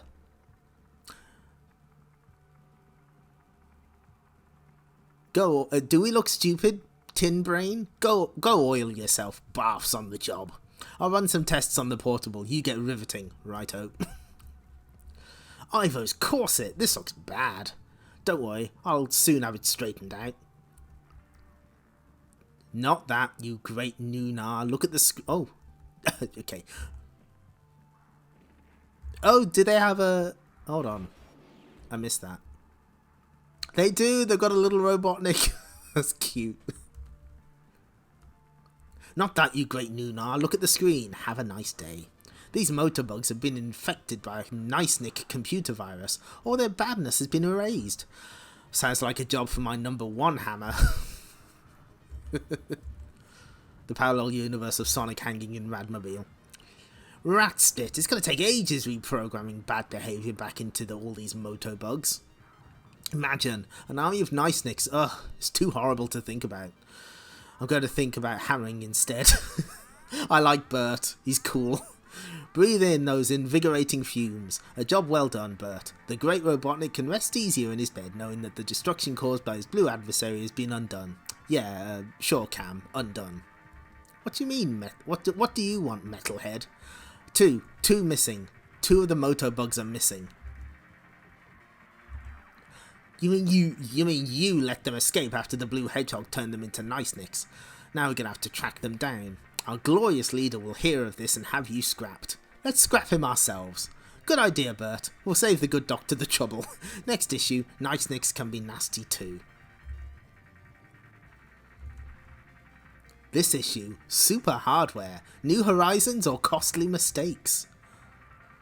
Hold on, wait a minute, we gotta zoom in.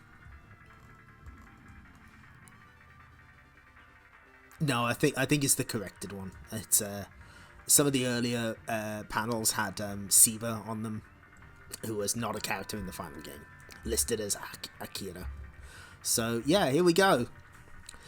Holy hardware wars! An invasion of super consoles is on the way, it seems. It seems that every big computer and electronics company has lined up a new black box designed to take games into a dimension that they reckon will blow our minds. S.T.C. has already mentioned Sega's new Wonder Machine, Saturn, and the new Mega Drive 32X.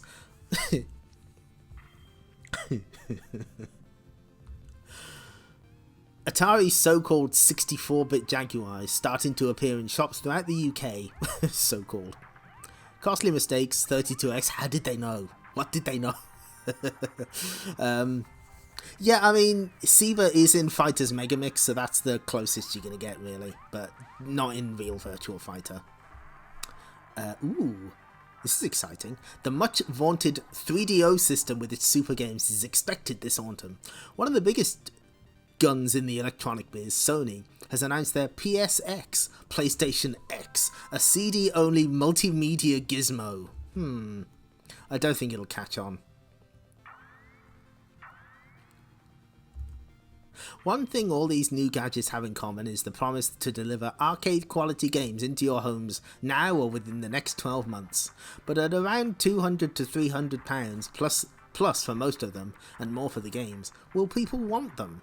S.T.C. went down to the buzzing arcade basement of London's top toy store Hamleys to check out whether all this new technology will be zapping good news to you or just another pain in the wallet. Adam Knight and James Barrows speak out to S.T.C. and Hamley's state-of-the-art arcade section. Did they have, No, they didn't have a caption for the other ones.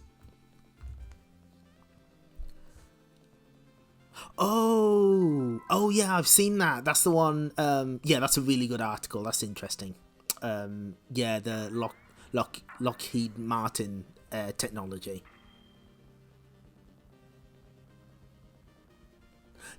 Yeah, no, we did keep. Yeah, that is correct. Hock to no shock. We kept the PSX name for a long time. And it was the name of a PlayStation magazine, but it was also used as like an actual term for the console for whatever reason. Nobody knows what the X stood for. So let's see what the man on the street says. Grasp the candle and bang on, 13-year-old James Burrows from West London commented, "These new consoles are fine, but what do we do with our old ones and the games we've collected? You could sell them, but you wouldn't get much money if all this new stuff's around. It would be expensive to start from scratch again with a new console, but if games are as good as the arcade, then I'll think about it." Martin Willis, aged 14 from Surrey, says, "These new machines are going to be awesome. I've already got a Mega CD and some of the games on that are unreal." There's a fan of Umemi Mystery Mansion.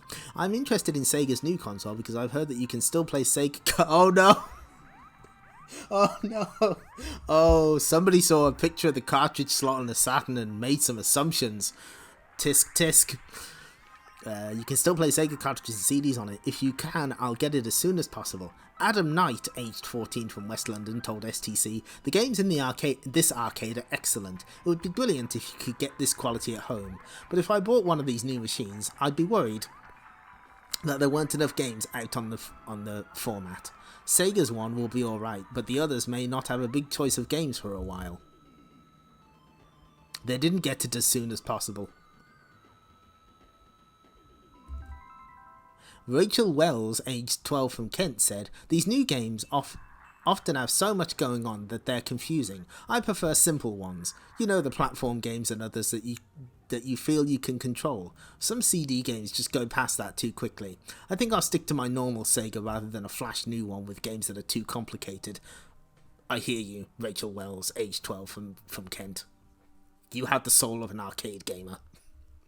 According to 14-year-old Robert Ryan from East London, "From what I know, the Atari is going to be the most powerful machine."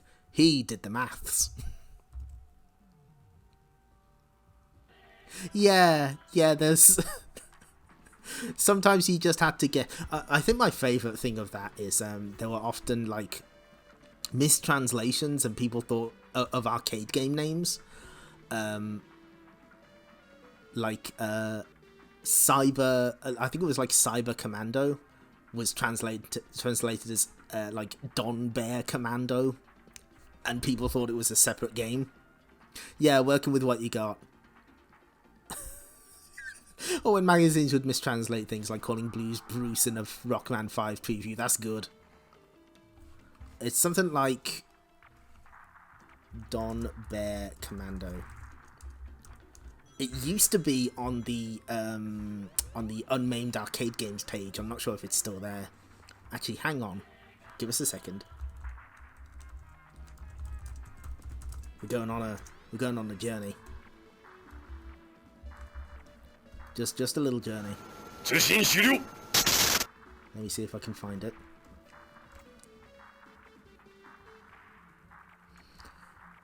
Shit, it's here somewhere. Others from 1990, I think it's on this page. Here we go. Okay, so here it is. So, hang on. Wait a minute. So, yeah, like it's right at the bottom of the page. Here it is. Rhinoceros Bear Bar Command was the translation for Cyber Commando. Don Bear Near was Dunkmania. Overkhan was Obakun. And Underground King for Angler King. So, like... They actually explain how that happened, so it's pretty interesting. I like that one. So, and of course, there's the famous Ijdik son.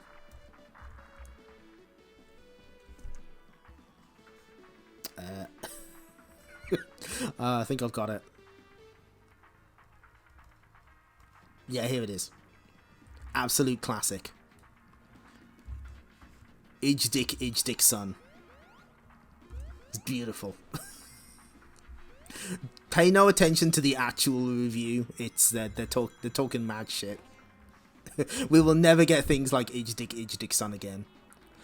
Also, Paneru Gopon for Panel to Pon. I like that one too. Yeah, those days are gone. Alas. Where were we? So, Robert Ryan from East London. The Atari is going to be the most powerful machine. 3DO is good, but there aren't many games out on it. The others I don't know about. Atari will eventually bring millions of games out. And some of the reviews for the games already out make them look oh my god. Oh, we had a break redeemed. Oh, shit. Sorry. Thank you. It's hard to pay attention. Did we see Sims? I hope we did. You know what? That sounds like a good idea to me. Is the music still playing? Hold on. Wait a minute. I've got to see how far. Yeah, okay. Akio version, good. Yeah, millions of games on the Atari Jaguar. Didn't even break 100. I don't think. Okay, we'll finish this page and then we'll take a break. A final comment came from David Edwards, age 13, from Kent. What I've seen of these on these new consoles looks good, but I think I'll wait until they're all out so I can see which one is going to be the most popular. Then I'll try and get that one. So there you have it, Master Blasters. This new hunky hardware looks like it will be a big hit with you. The usual worries are price, which machine will be the biggest hit and a must-have, and also the compatibility of your existing stacks of software on any of the machines. With only the Sega 32X-bit system capable of continuing on a format, this machine looks set to thrive. Oh, gee. Oh, those poor souls.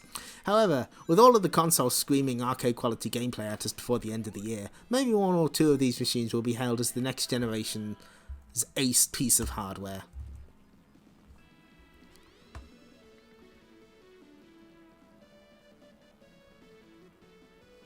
Okay, right, so we're just going to switch to a break. We will be right back.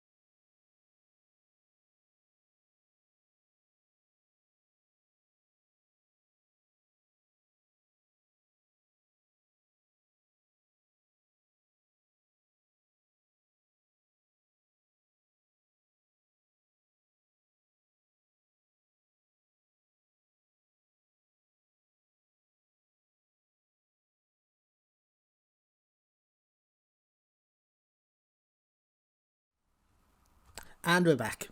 Okay. So. Q-Zone. S.T.C series based on this amazing Sega game has proved really popular. So much so, we've grabbed hold of S.T.C game guru David Gibbon and ordered him to produce a special Eternal Champions Q-Zone for all you boomers out there, especially those that may have missed S.T.C's sell-out 48-page Eternal Champions special earlier this year. Sleepy stream. Can you blame me? It's, The character with the most chance of defeating Blade is Jetta. Her fast speed gives you the chance to outsmart Blade's brawn. Midnight's overhead stomach punch can also prove effective against bigger foes, while the sheer strength of Slash always has a chance against Blade. Dave the Gimmer, my favourite Sonic character. Oh, there's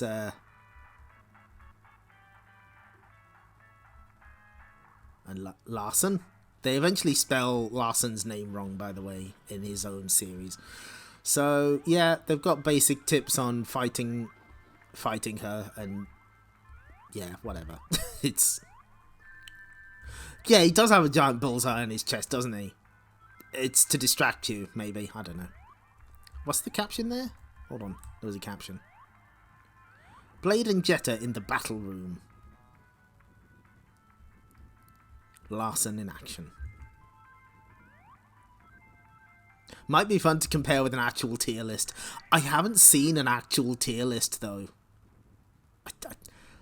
Work has been done on the Mega CD version, like there's infinite combos and shit, but no, I don't think much work has been done on vanilla Eternal Champions. Someone should. Oh. FIB information file. Sackhead, Flame and Gur and Bob have been torn from their living room by pirates Facehead and Skull and placed in a nightmare video game. Now Sackhead and Flame, accompanied by the chicken called Dog, go to the aid of Gur and Bob.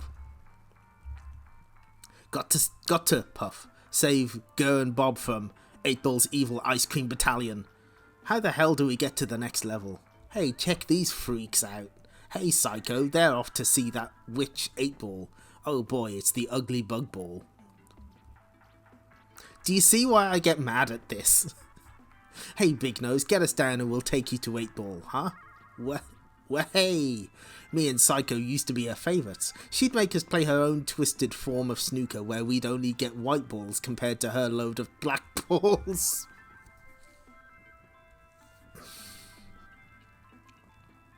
Yes, Senator also the master of praying mantis because he's a head swap. If I got a white down, she'd get an extra shot and always pop the black to win. We complained, so she strung us up. It's not fair. What's he on about? Now jump in here and go get her.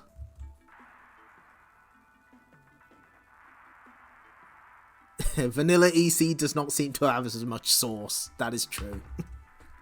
I think that the Mega CD version.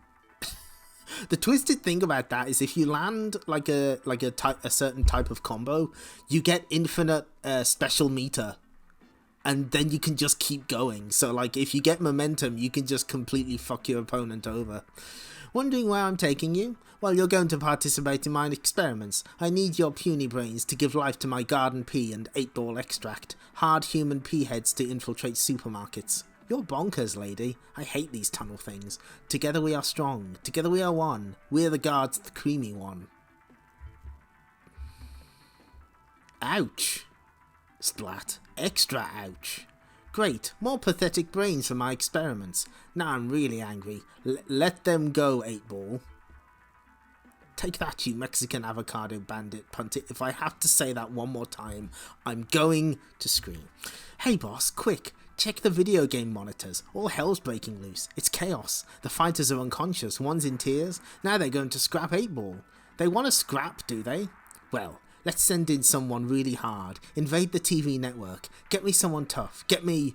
Why not Y-Front Man? Why not buy some, huh? Come here. I see. Come here. I've got a mission for you. After programming Why Not Y-Front Man is spat out by Skull into the mouth of Mission. I will obey. Hey, quit shouting at me. I've got a headache. Oh, we put the Fallen Angels done on. Thank you. We need this charm will protect me. Thank you. Octo Shock. It's working already. Tag team of Studgun and Dave Hedgehog. Where'd those pesky kids go? If I find them, I want my mom. Boo-hoo. I'm going to rip their nasal hairs out and feed them to my pork belly pig. Wakey wakey dudes, I got a job for you. Mama. Is that Balrog? Is that Blanca? What's... Meanwhile, let them go from the clutches of your evil blob or else you'll get it. Yeah, you and whose army? Yo, what kept us? How about these two? Yohane Yohane's a contrarian and she's like, oh no, Pirate S.T.C is great. The Tronic twins. Chronic Tronic for the troops. Tired of hanging around boys. Heh. You're more than outnumbered, 8-Ball, so release our friends. Ha. Not so fast, you geeks. Looks like we've got us a convoy. Help. Anyone for tennis? Please let this end. Oh, damn it. I thought there was going to be a letter about talking shit about Pirate S.T.C.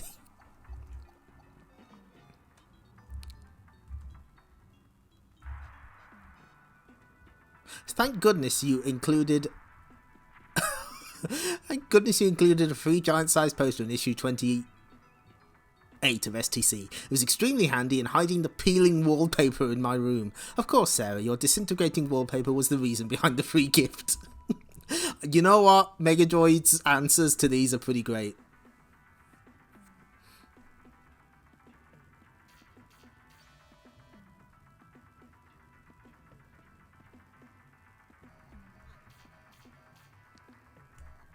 Ah, that's gross, Megadroid. A couple of the Humes who think they're in charge around here also have snot. Sorry, have hay fever. You should see the snowman that's been constructed from the discarded tissues.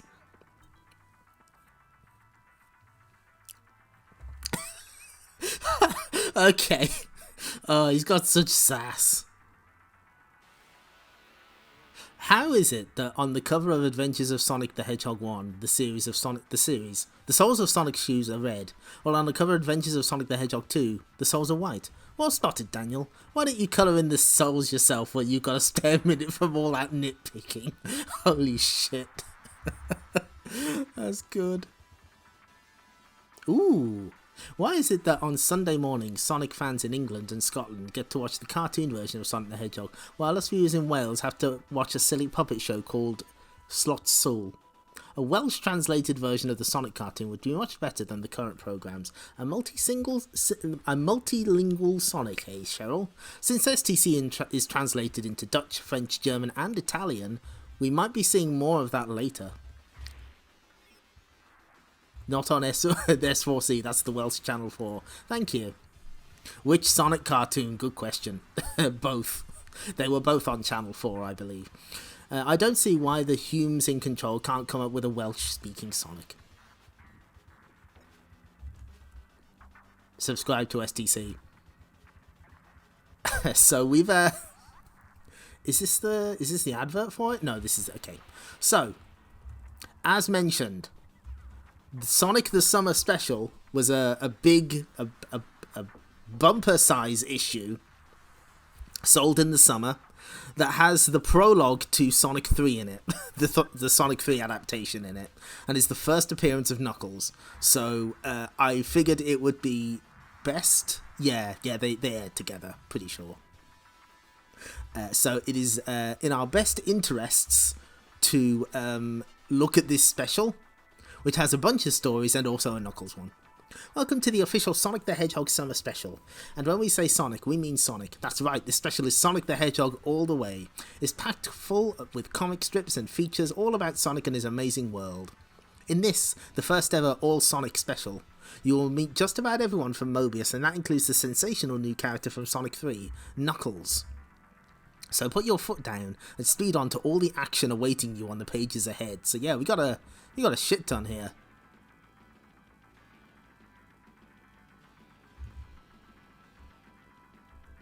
Dr. Sun, Part 1. Sonic's secret underground base has a visitor. Yeah! Can't a hedgehog even grab a bite to eat without being interrupted? It's a pleasure to get this blindfold off. This is a secret base, Pops. We kinda like to keep it that way. Sonic, Mr. Stripes has a problem he'd like us to help him with. I'm listening. It's my son. He left home to join some weird cult, the followers of Dr. Sun or something. We're all really worried about him. Hey, does this base look like a missing persons bureau? On the other hand, things have been plenty dull around here lately, and I've heard some nasty rumours about this Dr. Sun character. So let's go to his place in the Mystic Cave Zone and check it out. Tails, you can come too. Wow, thanks, Sonic. So they transport via the checkpoint marker, the star post. Man, these star posts sure save a lot of legwork. Lazy motherfucker. Oh, who could Dr. Sun be? Look out, it's a Crawltron. Make that was a Crawltron, little buddy. Yeah, and one of the Emerald Hill folk was inside. Where am I? Don't worry, Sonic's here now. Everything will be alright.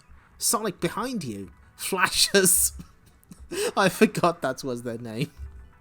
Can't touch them while they're charged up. But these creeps can only stay this way for a few seconds at a time and then... Hey Tails, I could use a little help here. Got you. Pretty nifty flying, eh, Sonic? Don't let it go to your head, kid. Tails, you idiot. Watch out where you're going, Crump. Tails, this is no time to take a nap. Those spikes are moving towards us, wow. That handle looks promising. I'll just climb the spikes like a ladder and then... Wow, the spines are electronically charged.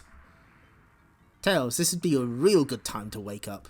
Is it morning already? Snap out of it, kid. I want you to fly up and pull that handle. Why? Why not? You got any better ideas? Okay, Sonic, I'll try. Poor kid. He's doing his best. They might fight Reptile down there. Got it. Sure hope this does some good. Oh, I was thinking about it. Okay, there we go. It's working. The spikes are pulling back. Did I do good, Sonic? Yeah, but don't cut it so close next time. Sonic, are you teasing me? Tease and taunt. Just like Galaxy Fight. Greetings, strangers. What the... Welcome to the domain of Dr. Sun. Story continues on page 45. Yep, they're doing a cult story. They're doing a... Oh boy. Oh, this should be good. Okay. The history of Sonic. Sega's president in Japan, no name, decided back in 1990 that it was time to give Nintendo a run for its money in character games. Oh shit, it is a blue flicky, finally! You haven't seen one of those in a while. So it's been that yellow one. So he asked Sega's research and development teams to come up with some characters who could rival Mario and Luigi. Many ideas were considered, but eventually a certain blue hedgehog was chosen. It was decided that his name would be Sonic, and so the development team put their foot on the accelerator and came up with the fastest ground animal alive in Sonic the Hedgehog Part 1. Sonic was launched on the Mega Drive and Master System in 1990, and the new game created quite a stir. The Mega Drive version was the first game to have real 16-bit graphics, with rich colours, big characters, brilliant sound, and superb gameplay. The effect was immediate and stunning. Everyone wanted to play Sonic the Hedgehog. The gameplay itself was ridiculously simple, but it was crazily addictive, and it appealed to both boys and girls. One of the very few games to ever cross that particular boundary so clearly. In comparison to fake 16-bit Sonic 1 Episode 1. Adhering to the theory that you can never have too much of a good thing, Sega's boffins soon set to work on a sequel, and this hit the shops a little over 2 years later. Don't explain anything about how it was developed and how it was mostly made in America. No, just ignore that. Don't worry about it. Sonic 2 was launched on November 24th, 1992, and it was the most eagerly awaited video game ever. It featured an all-new amazing bonus round, gotta bold it, and some of the trickiest gameplay ever to challenge even the most skillful hedgehog lover. The graphics and sound were actually better than the original, and Sonic 2 quickly became a worldwide hit. Fucking half-type. Sonic 2 was always going to be a real tough cookie to beat, but the Sega development teams were determined to try with Sonic 3. The new game may not have had the same amount of publicity as the second one. What? Where's... Huh? Oh. Okay. They do get to it eventually. they just fucking skip past it. Sonic 3 has received some of the highest review ratings ever and has been acclaimed as one of the all-time greatest platform games by many leading magazines. Don't need to name them. Sonic 3 has no less than 2 new bonus... Why are they obsessed with the bonus rounds? And a new enemy for Sonic to tackle in the shape of Knuckles the Echidna. Knuckles may well be making future appearances in Sonic games, so keep those eyes peeled. The only other Mega Drive game to feature Sonic is Sonic Spinball, which was launched in... Wait for it. November 1993. This was an extension of the Sonic pinball rounds found in Sonic 2 and Sonic 1 and Sonic 2, which proved hugely popular with games players. Mega CD is a curiosity and not canon. Sonic 3, aka the game we forgot to even give a review score. I remember that. It was just text. With the launch of the Mega CD add-on to the Mega Drive, it was a fair bet that Sonic would make an appearance pretty soon. When he did, he set an all-new challenge with the sheer size of the game and the new 3D bonus rounds. If you're a Sonic fan, then you have to get Sonic CD. Have to. Legally required. Because it has everything you want in a Sonic game and a lot more. Sonic CD saw the debut of Amy Rose, who has romantic designs on poor old Sonic. She has designs on him. But he is not so keen on her. Whenever Amy is around, she will try to hug Sonic, but this doesn't stop him from trying to rescue her from the clutches of Metal Sonic and the evil Dr. Robotnik. Ooh, okay, they actually address this. The CD version boasts over 70 rounds to work through, with specially orchestrated soundtracks, and it even features a battery backup because of the enormous size of the game. 2 versions of Sonic CD were created, one for the USA and one for Japan. Each had their own special soundtracks, and the Japanese version is the one available in shops in Europe. There you go. Romantic designs with her hedgehog delicious eyes.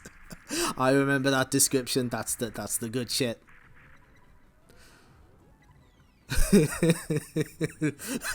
Total 8-bit victory streamer sadness.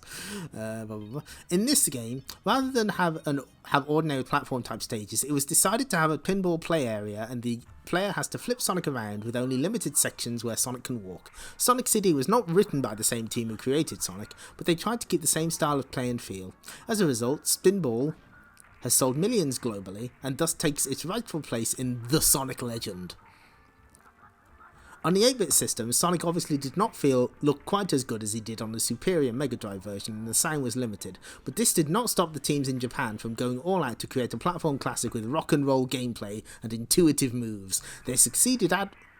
Intuitive moves! I remember getting stuck because of a breakable fucking wall in Sonic 2. No, I'm not going there. They succeeded admirably, and the Master System and Game Gear versions have all been brilliantly playable. In fact, this is one games player who actually prefers the 8-bit versions of Sonic to the Mega Drive versions because of the addictive gameplay and tricky combo moves. You're right, Cac. Total 8-bit victory. Sonic Chaos was the last 8-bit Sonic release, and with the decrease in popularity of the Master System, it remains to be seen if another version of Sonic will be released in this format. Sonic 1, 2, 3, Sonic Spinball. Sonic, Sonic 2, Sonic Chaos, Sonic 2, Sonic Chaos, and Sonic CD. Those are all the Sonic games. There was, I know, I was about to say, there was another one. Unfortunately, it was Sonic Blast. Dr. Robotnik, The Interview. Ooh. Transcribed by Nigel Kitching. Dr. Robotnik has ruled over planet Mobius for some time now, but the man himself remains something of a mystery. Tyrannical ruler or benign benefactor? Power-crazed dictator or misunderstood philanthropist? Opinion is divided into 2 camps, what Robotnik thinks and what everyone else says. Yeah, they did. Yeah, Sonic Eraser would have been released by this time, but let's face it, nobody knew it existed in the Western sphere. I mean, I didn't know it existed until like the 2000s. I imagine that's when a lot of people learned it was real. Anyway, now Sonic the Summer Special gives you the chance to decide for yourself as we present this exclusive interview. We sent our intrepid reporter, Bob Cosgrove, to meet the great man in his fortified base in the Special Zone. Dr. Robotnik, it seemed, was keen to put the record straight about his position as self-appointed monarch to Mobius. Bob found the good doctor in typically good humour. Well, Dr. Robotnik, or may I call you Rob? Dr. Robotnik is my my correct title, you uneducated clod.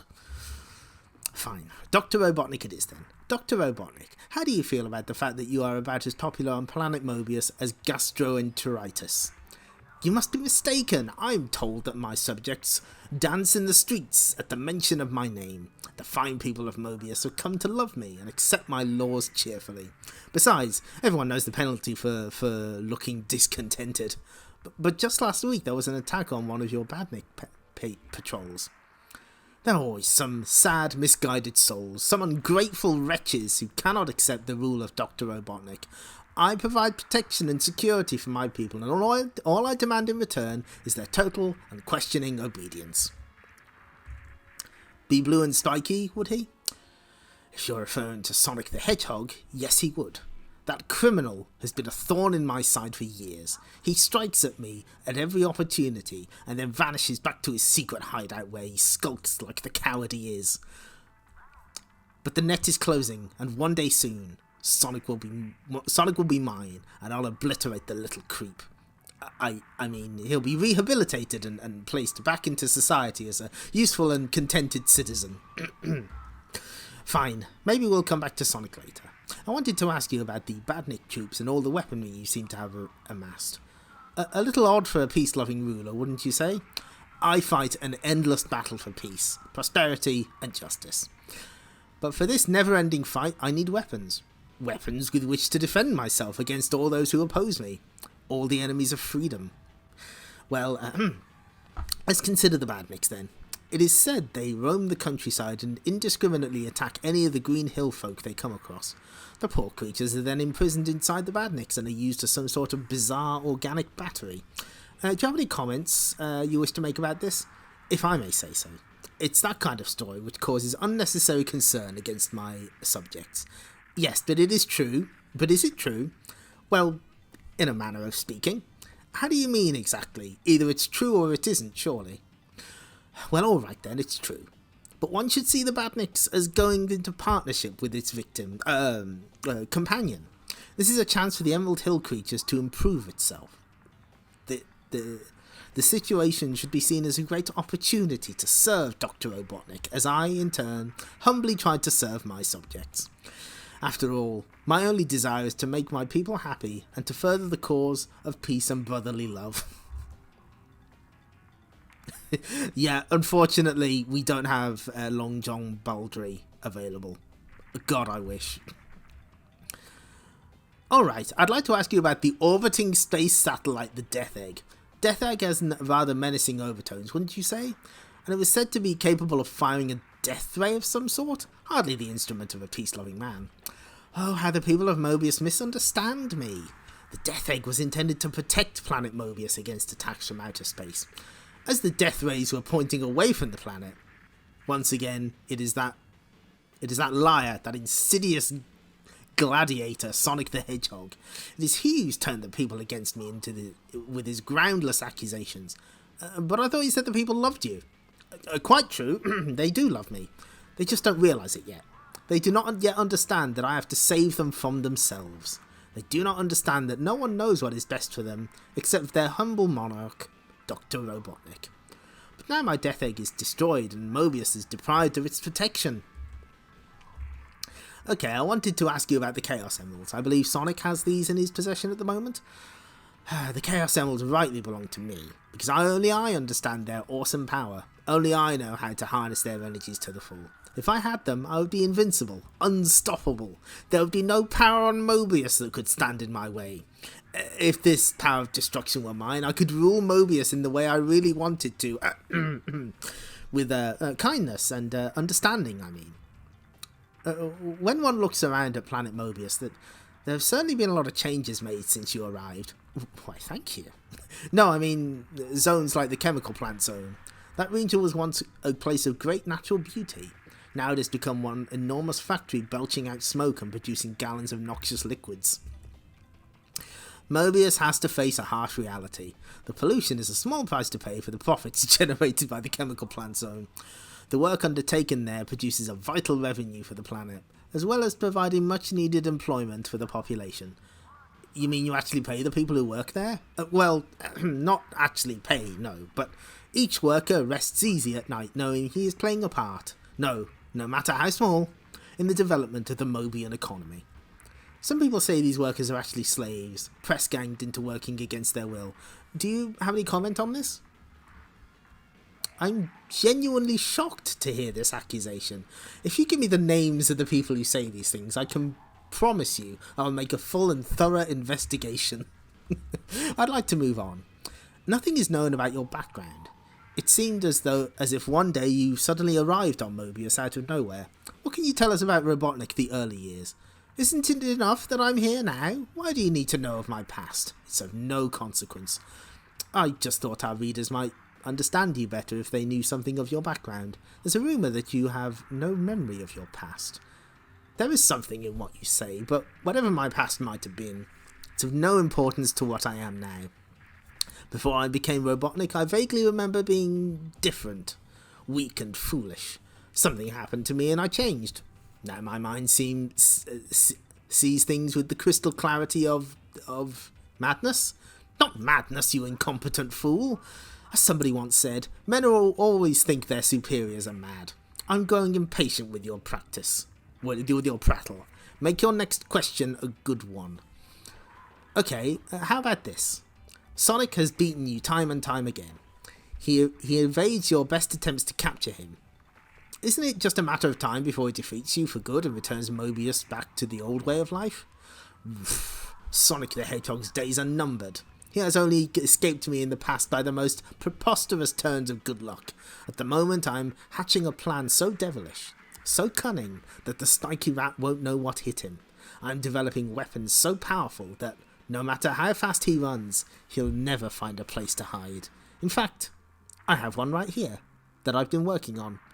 Do you want to see how it works? No, not really. Look, will you watch where you're pointing that thing? Don't worry. I'll be careful. At this point there was a curious sound recorded on the tape, a sort of zap. Oh dear, how clumsy of me. Tape ends. The above is the complete transcript of the tape recorded by our Sonic the Summer special reporter. The tape was sent to us anonymously and delivered by hand. If anybody knows the whereabouts of Bob Scribbly Cosgrove, could they please contact Sonic the Comic offices? We want our tape recorder returning.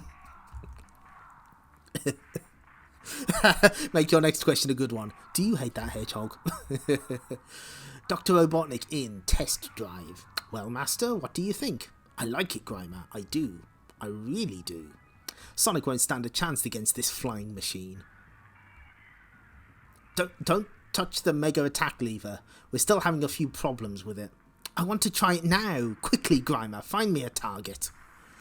Then try one of our Sonic practice dummies, Master. Crash. Oh, boring. What I really need is a moving target. Grimer. Master, you wouldn't. Oh, come on, Grimer, you wimp. Can't you run faster than that? I'm Grump. I'm trying, believe me. How's it going, Grimer? About the same as usual. I see what you mean. Come back here and get smashed, you coward. Right, let's try that Mega Attack you were talking about.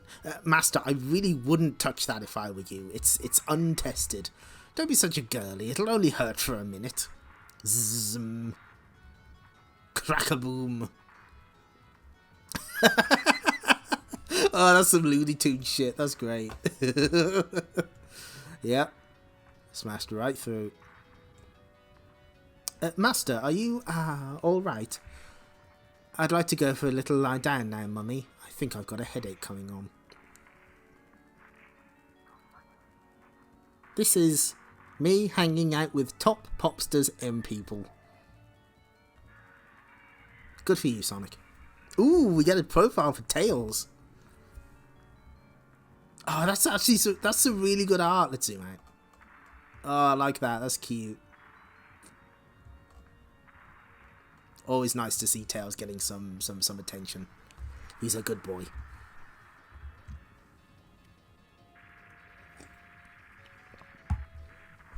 Miles Prower, or Tails as he is better known, is accepted amongst the Emerald Hill folk, but he doesn't originally come from the zone. Tails people live in the mysterious land known only as the Nameless Zone. When Tails came to want more from life than his home could offer, he left to make his fortune in the Emerald Hills. Really? Okay. Due to an embarrassing mix-up, Tails believed the streets here were paved with real emeralds.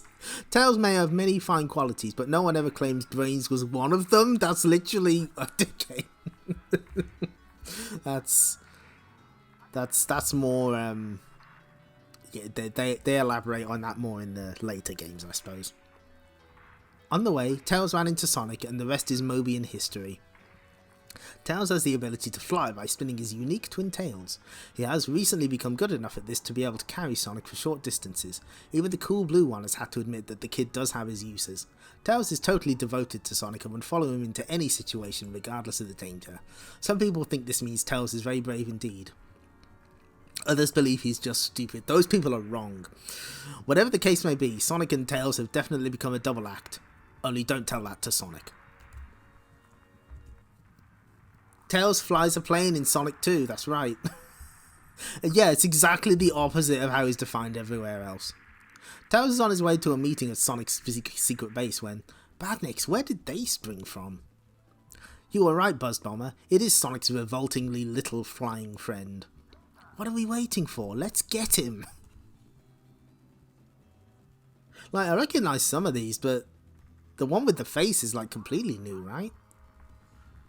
They're too fast for me. I can't outrun them. Hey, I wonder how these badniks would handle a few obstacles. Boom, boom. Well, what do you know? It's working. Crush. But a few of them made it through. Now what? So here's a early preview of Tails Sky Patrol. Yeah, Tails is younger than Sonic. He's still working stuff out. Bless him. Yeah, I've got to do something, and quickly. I'll have to take cover. I don't think I can dodge missiles for long. It's too dark for my visual receptors. Then we're even. He won't be able to see us either. Wrong, buddy. Us foxes don't have a problem getting around in the dark. Badak, badak, badak. There, you've learned something. Can't say comics aren't educational. I did it. Sonic's really going to be really impressed when I tell him about this. Wrong again, Furface. What? Boom. Ah. Kiss it goodbye, small fry. Crash. Sonic, but how? You were late for the meeting, little pal, so I came looking for you. Man, I thought you'd be able to take care of one measly badnik by now. But one? Sonic, there were loads of them. You should have seen me take them all on. Sure there was, Tails, if you say so. No, Sonic, really, there was. Sonic? Sonic, what's going on with your head, Sonic? Sonic? Sonic? Sonic the Pin-Up. This was the cover for issue 2, I believe. They got a big Sonic there. Hey! Oh, I was missing you, Mega Droid.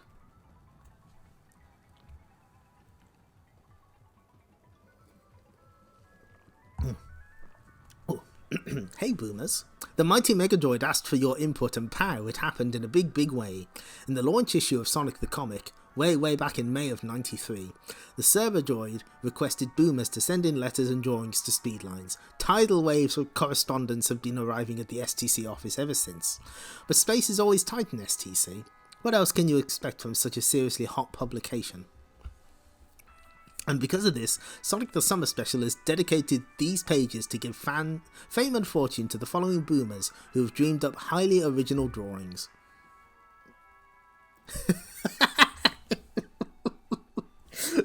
The whole point of that story is that no one is ever around when Tails accomplishes anything in life. Very true, the opponent.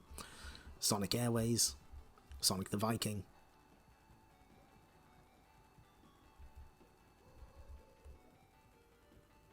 Sonic has become a warrior from Legend of the Golden Axe in this classic pink sent to us by Richard Gregory. Good for them. That's a good Tails. New kids and their alpha. Oh my god! Oh, here it is. Yes. Oh, I was surprised at the lack of violence against Nintendo characters. Street of Raging Blue Hedgehogs is the title of this artwork drawn by Craig Moss of Prestatin. Oh, I know Prestatin. I've been there. So yeah, there's Sonic kicking the shit out of Mario. We knew it would happen someday.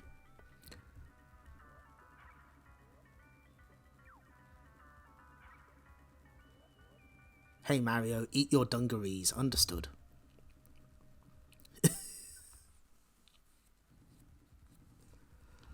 Yeah, forced to fight for their corporate overlords. There's like a lot of them in other British magazines were way more violent. Yeah, it was only a matter of time. Change Sonic into anything you want. Is that? That's a weird screenshot. You don't normally see Sonic and Tails separated to that degree. Sonic and an armband, ooh. Yeah, I can imagine they get pretty rough. And no screenshots of Sonic 3, by the way, just a reused Sonic 2 one. Knuckles, the pro. This one's a little rough to read. Okay, Knuckles is an echidna, and as everyone knows, an echidna is a creature which is skilled in burrowing and is a relation of the hedgehog, although to look at Knuckles you would never guess it. Knuckles is the last surviving member of his species on Mobius and lives alone on the floating island, a place that most of planet Mobius believes to be only a legend. But the floating island really exists, and once it was populated by an ancient and mysterious civilization, a civilization that vanished many years ago. It was a prototype shot, I knew it. So now Knuckles waits for his people to return, as the prophecy says. Prophecy spelt wrong. They will, wait, one day will. He waits and he guards the island's Chaos Emeralds, which are the source of the island's amazing floating power. Knuckles is 15 years old, and his great responsibilities have made him a serious-minded individual.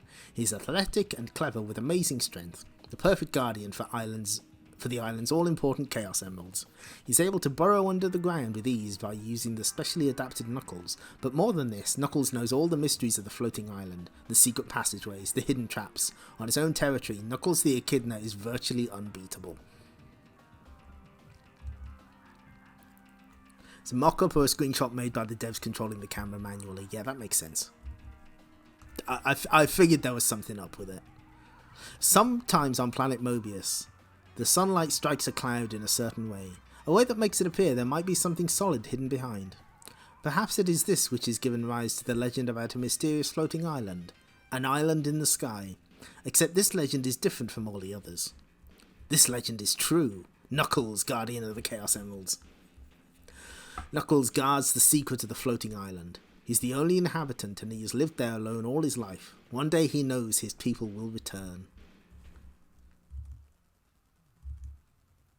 Suddenly, it seems that Knuckles' waiting might be over. What? A meteor? It looks like it's going to hit the island. Impact somewhere in the ice cap zone, miles from here.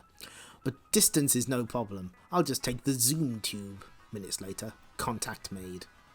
There's no meteor, that's for sure. What?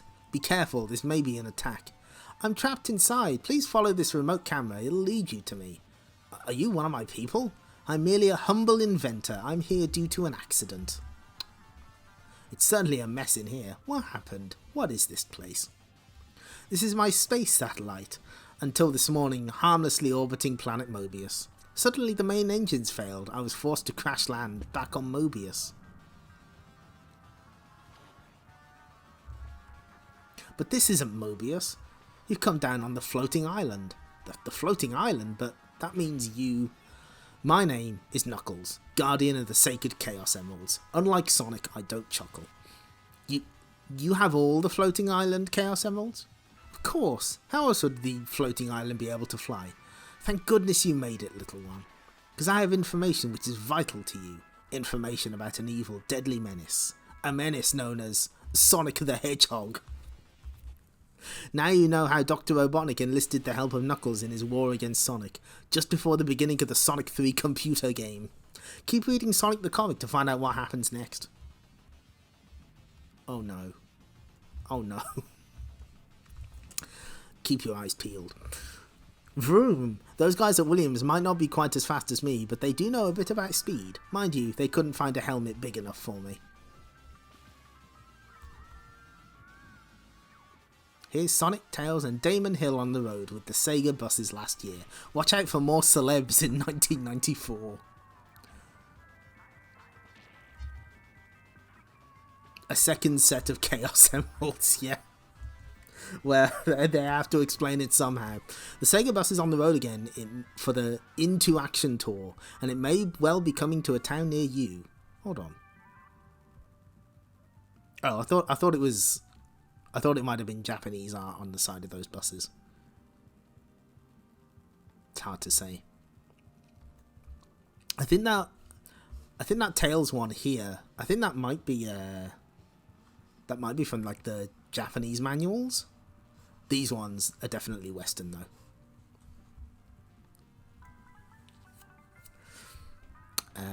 Perhaps you were lucky enough to catch up with the bus on its grand tour last summer, as it called on country fairs, open air family shows. In fact, anywhere large gatherings of people came together. Yeah, that was the Japanese Tails art. There are actually 2 Sega buses. Even Sonic the Hedgehog isn't quick enough to cover the whole country with just one. There's a north and a south bus, each one identical apart from the fact that it covers a different part of the country. The buses are both being fully repainted and spruced up after the tough 1993 tour and are raring for action once more. Check out the list of planned venues printed on these pages to see whether the Sega bus is coming to visit you. Oh.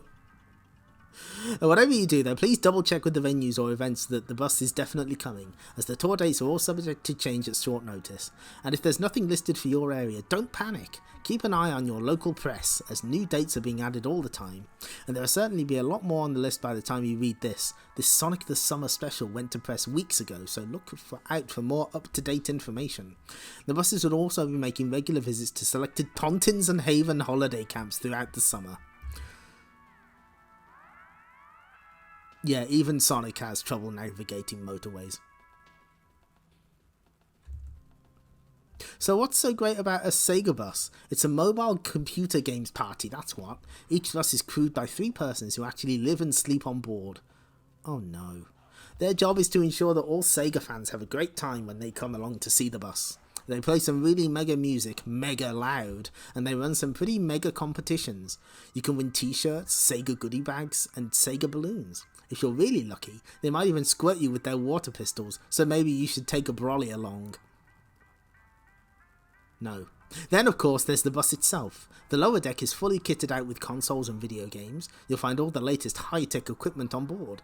Not only do the buses offer you the chance to use the best in computer hardware, but the latest games will be available to play on the bus throughout the summer.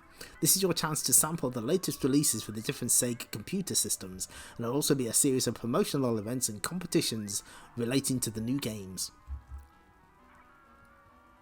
What's a brolly? A brolly is an umbrella. It is a British term. On the upper deck of the bus, you will find the Sega Challenge, where you will be able to compete in your favourite games against the clock. The fastest competitor of the day will receive an extra special prize. And if that's not enough for you, Sonic and Tails often make guest appearances on the bus, sometimes along with other well-known celebrities. So make sure you get there early, as there are usually big queues to get on the bus, with some mega fans following the tour all over the country. Also, water guns and electronic consoles don't mix, that's true.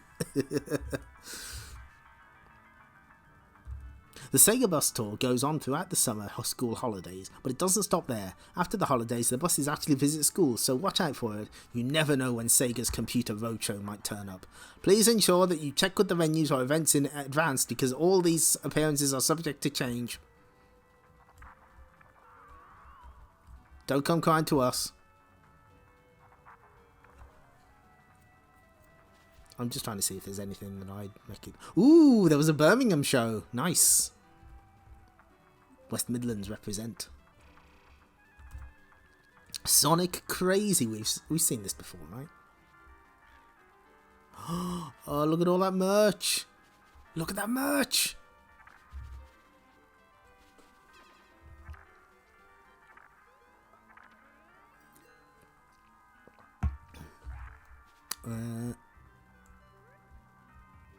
Oh, this is really hard to read.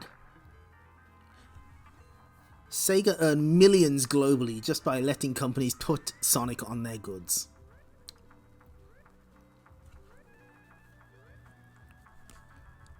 One of the oddest items to emerge based on Sonic is a special badge. This can be pinned to clothing and is a solid plastic replica of Sonic measuring about 3 inches in height. The odd thing is that if you flip a switch on the back, Sonic's eyes light up and flash in time to a strange Mexican-type tune. Strangely enough, this has never been released in Europe. Sonic has also materialized in many other forms. He has his own TV series, which has been a chart topper both in the US and the UK, and of course, he also stars fortnightly in the official Sonic the Comic from Fleetway Editions. But did you know that Fleetway's parent company, Egmont Publishing, produces versions of the comic all over Europe?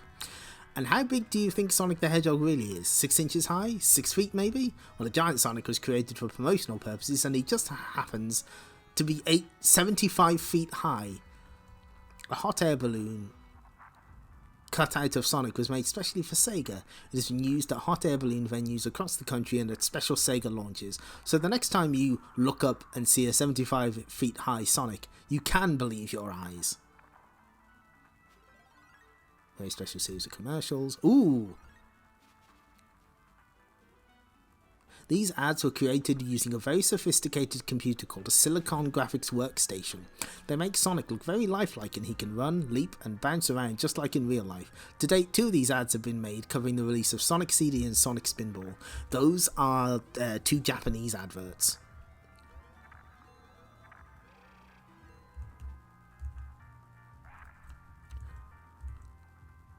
So, okay. Over the last year or so, Sega has been displaying a Sonic arcade game at computer electronics shows in the US, Japan and the UK. It has now been officially launched with great success. It features Sonic and an all-new friend called Ray. The game is basically a 3/4 view with trackballs to move Sonic or his friend Ray. As ever, you have to avoid Robotnik's fiendish contraptions while collecting rings and other goodies, but the action is truly intense and your hand will soon start to ache. Ouch. There are 6 stages to run through, and each has its own unique gameplay and graphical style. The graphics, sound and gameplay are all hopelessly addictive, and Sonic the Arcade game sets a new standard for arcade action and also for very sore and sweaty palms. The trackball game. Ooh, do they? Aww.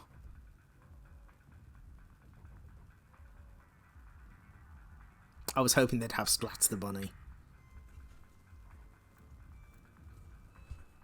Alas. Okay, we get the conclusion to Dr. Sun. No, I think part of the... Because they've reported on this in previous issues, and they never mention Mighty. Like, he doesn't get a look in. Blastoid. Blastoid. Where is Blastoid? Oh, there's Blastoid. Spiker 2. Where was the first Spiker?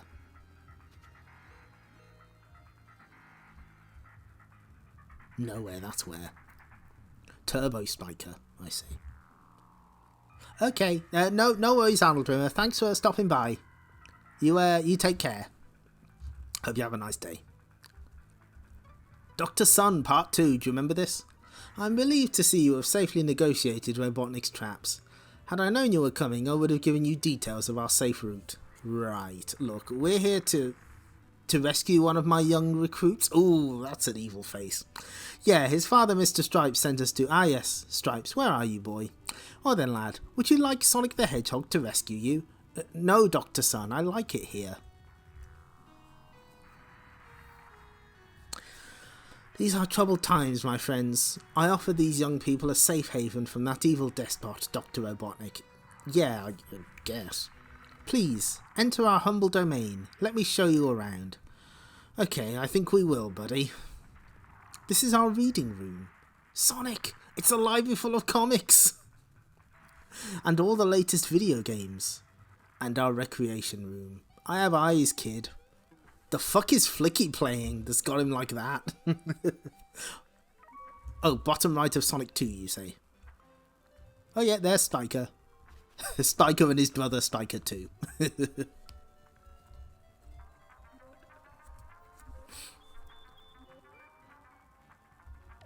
This is the salvation doorway. When the young people feel they are ready to fully join my order, they can enter the inner sanctum. Oh, I think he's giving the game away. Is that a frame from Sonic CD's intro? Ooh, you can't really see. Oh yeah, on the big monitor, yeah, it is. Perhaps you would care to join us. What, stay here and learn the meaning of life? Exactly. Sorry, pal, we've got an evil dictator to take care of. Sonic, what about Mr. Stripes' son? The kid likes it here. What am I supposed to do? Drag him away? Exactly. Pardon? There's only one person I know would say exactly. Stop. No way, man. If I'm wrong, I'll apologise.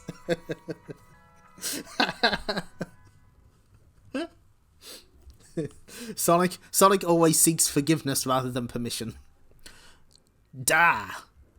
It's Dr. Robotnik. It sure is. Uh-oh, old Egg Breath's making a run for it. Sonic, I don't get it. What is that thing? I should have guessed. Unless I'm very much mistaken, that is a machine for turning Emerald Hill folk into badniks. How very true, Spikeball. Of course, Dr. Sun's followers don't realise that until it's too late. Give me some space tales. This is my smoothest operation. The fools were queuing up to be turned into badniks. So much easier than all that capturing business. And now you've ruined it. Gasp. I am shocked. You can't get away from me this time. So who's trying to get away? Ugh. Great, I've always wanted to go in one of these things. Oh my god, he's doing it!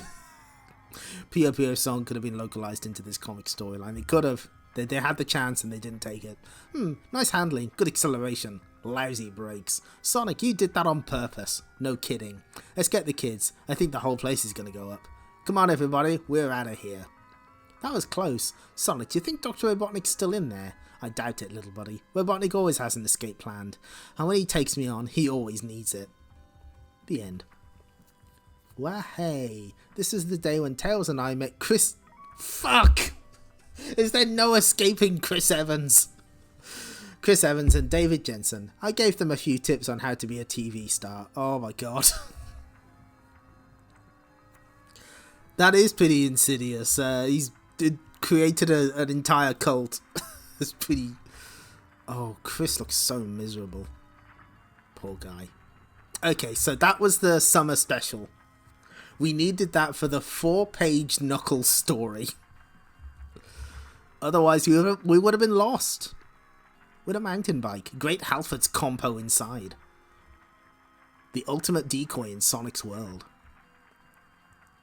Roundtree's fruit pastels, they're scrummy. Ugh.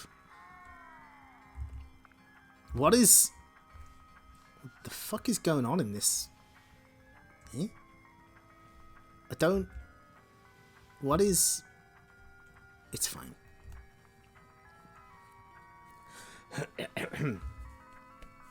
Knuckles lurk. Oh, does Knuckles lurk? Is he lurking? Knuckles lurks in this issue. Sonic Balloon. He's doing the old Karnov thing. Hey boomers, it's your old pal Mega Drive, back online after a much needed overhaul and refit. He looks the same. I've been operating on standby power lately, but now that I'm scrubbed, cleaned and recharged and have a new operating system, energy levels are 100% and it's time to kick it again. Are you chewing your free sample packet of Roundtree's fruit pastels? Scrummy, aren't they? That's just for starters. Thanks to those generous Humes at Halfords, you also have a chance to win a genuine mountain bike this issue, plus bike computers. What? And a whole bundle of cycling goodies. You've been asking for him, and he's here. Knuckles crashes into the new Sonic story. We've got big plans for Knuckles. So has Sega with the new Sonic and Knuckles game due out next month.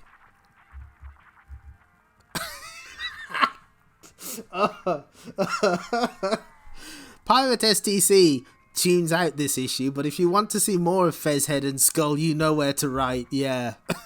Yeah, scrummy, that British term, means food, delicious food. Use in a sentence. That was a scrummy bit of Bubble and Squeak. Bubble and Squeak is a traditional post-Christmas dinner where you take all the leftovers, mash them together and fry them. Yeah, it's like a shortened version of Scrumptious. Nobody wrote in to ask for more Pirate S.T.C. That's what I'm saying. Where are the letters complaining about Pirate S.T.C? There's good news, great news, and not so good news to give you about the next issue of S.T.C. The good news is that the much-demanded decap attack returns for a new series. What is it about S.T.C and disembodied heads? The great news is, prepare for another free gift. Yes, a Panini Sonic Stickers album is yours if you buy S.T.C 34. Ooh, that's a good deal. That's not bad.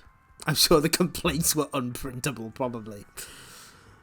The not so good news is that the price of S.T.C is going up by 5p from the next issue. The Humes around here say it's to do with the rising prices of paper, ink and transport.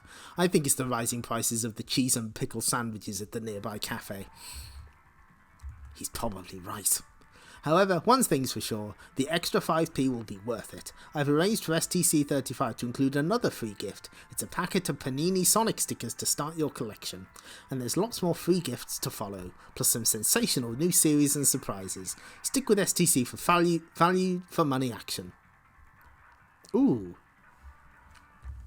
This is interesting. The Humes who like cheese and pickle sandwiches. Unfortunately, S.T.C is short on reviews this issue. Hence, the review zone occupies one page. However, don't worry, as new games are starting to swarm into S.T.C, and the review zone will be fully restored next issue. New games are coming, we promise. the ooze is on its way, probably.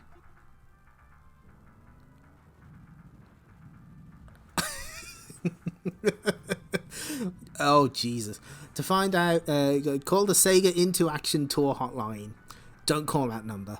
Calls are charged at 39p per minute, cheap rate, and 49p per minute at any other time. Catch the bus before it's too late, boomers. Call the hotline, not S.T.C. The Humes here couldn't catch a bus if it fell on them. I don't know. They probably didn't. I don't know why there's only one page. We'll never know. Fortunately, good news. Oh shit. Umemi Mystery Mansion is on the Mega CD charts. Yes! Eat shit, Pugsy. Get the fuck out of here. It can't beat FIFA, but it can beat Pugsy. That's good. I like that. That fills me with joy. Chase HQ is new on the Master System. Interesting. We're still... Super Space Invaders makes its way back onto the Game Gear charts. We're still free of Sonic the Hedgehog 2 on the Game Gear, thank God.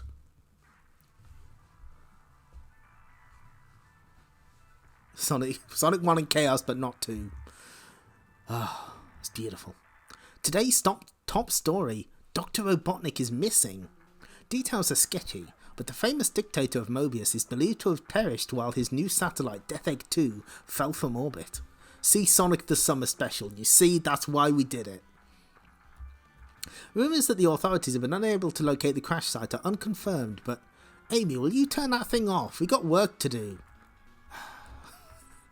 Robotnik's flunkies are never going to find the wreckage of the Death Egg on planet Mobius. My information tells you that it crashed into something before it got back to ground level. Yeah, I felt the continuity was important. I was like, no, I can't. Street Mission isn't right. Oh, Street Mission, hang on.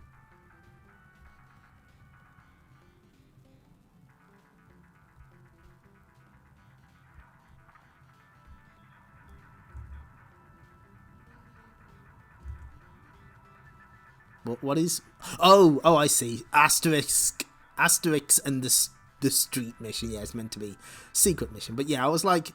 I was going through just to make sure, and I was like, oh, I can't not include that, because it didn't get reprinted in any other comics either. Like, later on in the series' life, they had...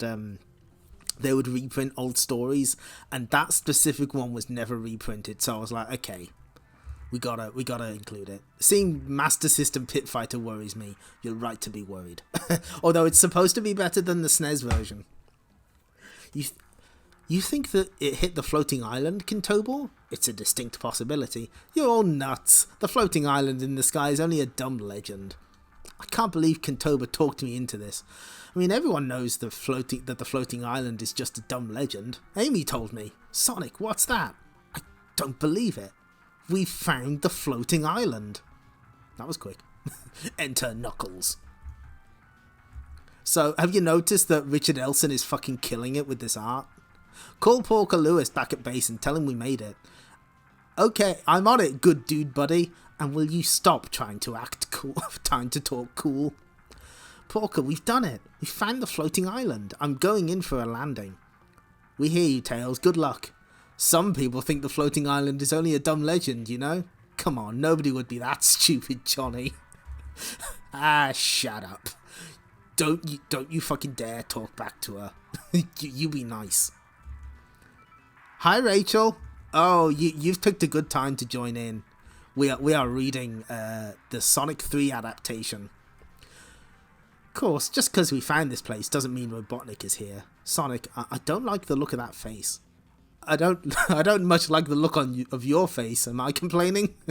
Shk. Sonic, look out. Click. Hey, can't you take a joke, little buddy? It wasn't me, Sonic. Yeah, I'd sort of guessed that. Shik, shik, shik. Crash. Spin attack. Yeah, I did look at some of the later art and it's not quite as good, which is kind of a shame. This, for context, this is my era, like around this point.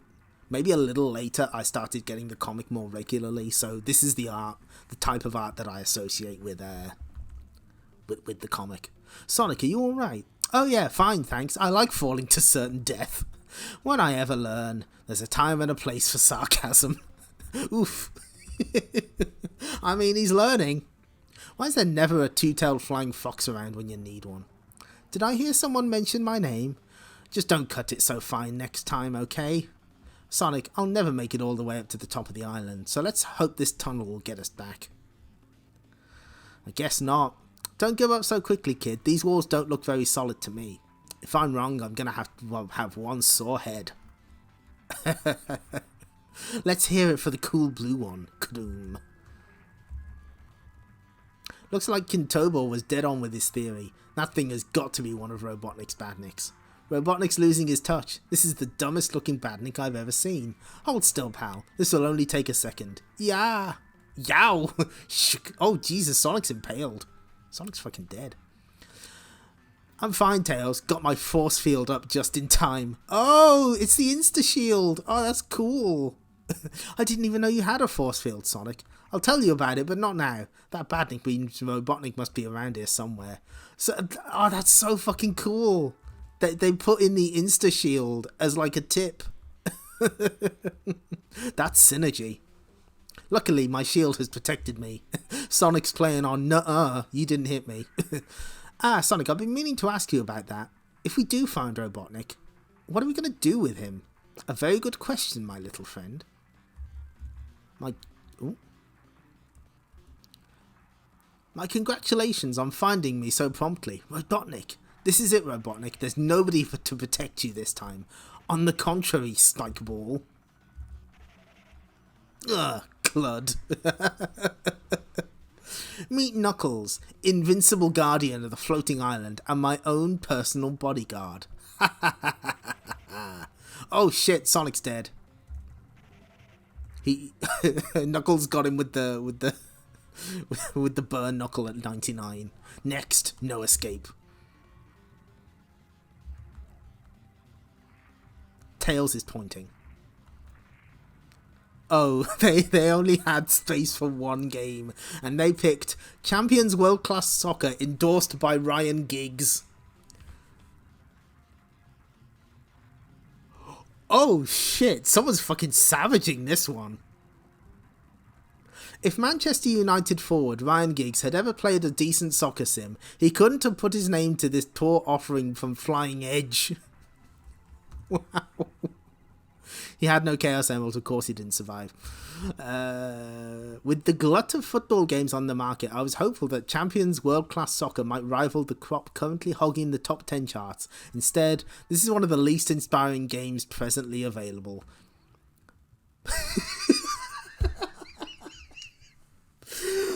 Pick of Raves. Pick of Ryan Giggs on the cover. Graves. Where to start. Overall 65%.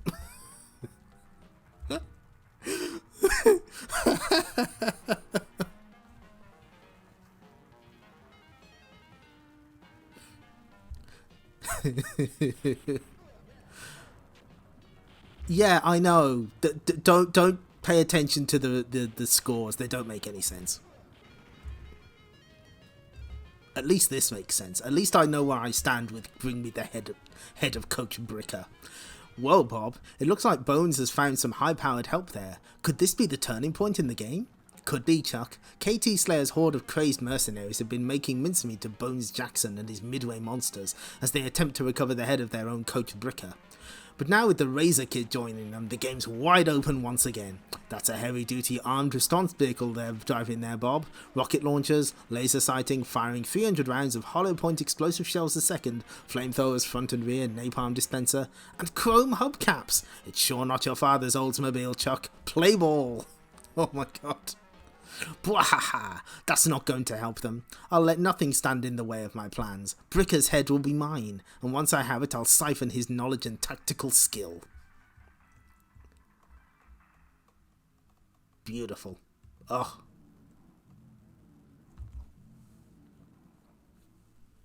The scores are made up and the points don't matter.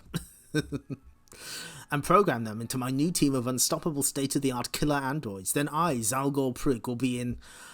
sorry to interrupt you in mid-rant, Zalgor. I just wanted to tell you that the robots are ready. They're state-of-the-art, unstoppable. With them you'll be invincible. Mumble, mumble. Just what I was going to say. Gripe, whine, mumble, grumble, steal my thunder, moan. Did I hear right? Jackson has the Razor Kid on his team now?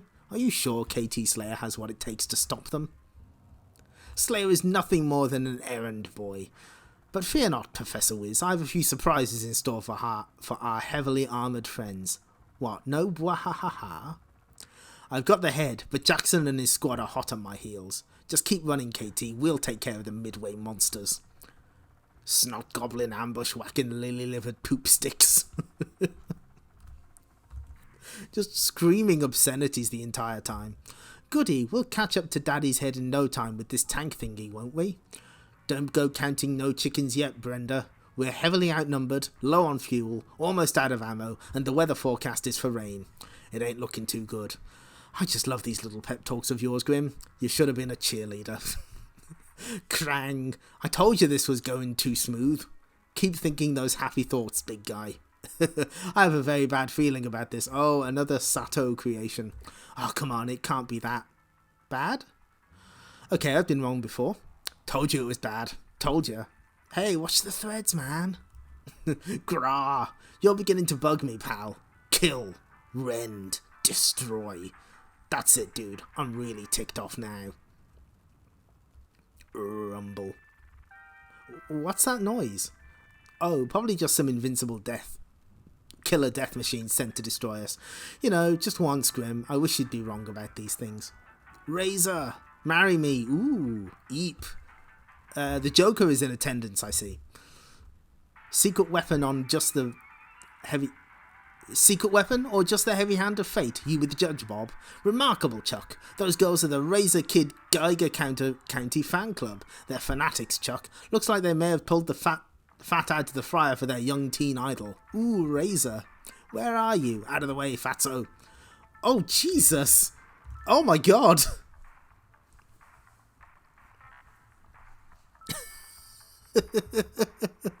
Oh, that's a lot of blood. Friends of yours, kid? Heh, yeah. Don't look now, but we're not out of the woods yet. No sweat, guys. I have an idea. Oh, girls? Huh? A sweat-stained hanky? Most illogical. Ah, I see. We now have in our possession. Very clever. Oh. Mommy. That's mine, gimme. No, mine, mine. Let's get out while the going's good. I'm with you, dude. We're doomed. We're all going to die. Next issue, grim prospects. Ooh. They've actually got us a picture of the box for Pitfall, and here's one we prepared earlier, 12 years ago in fact.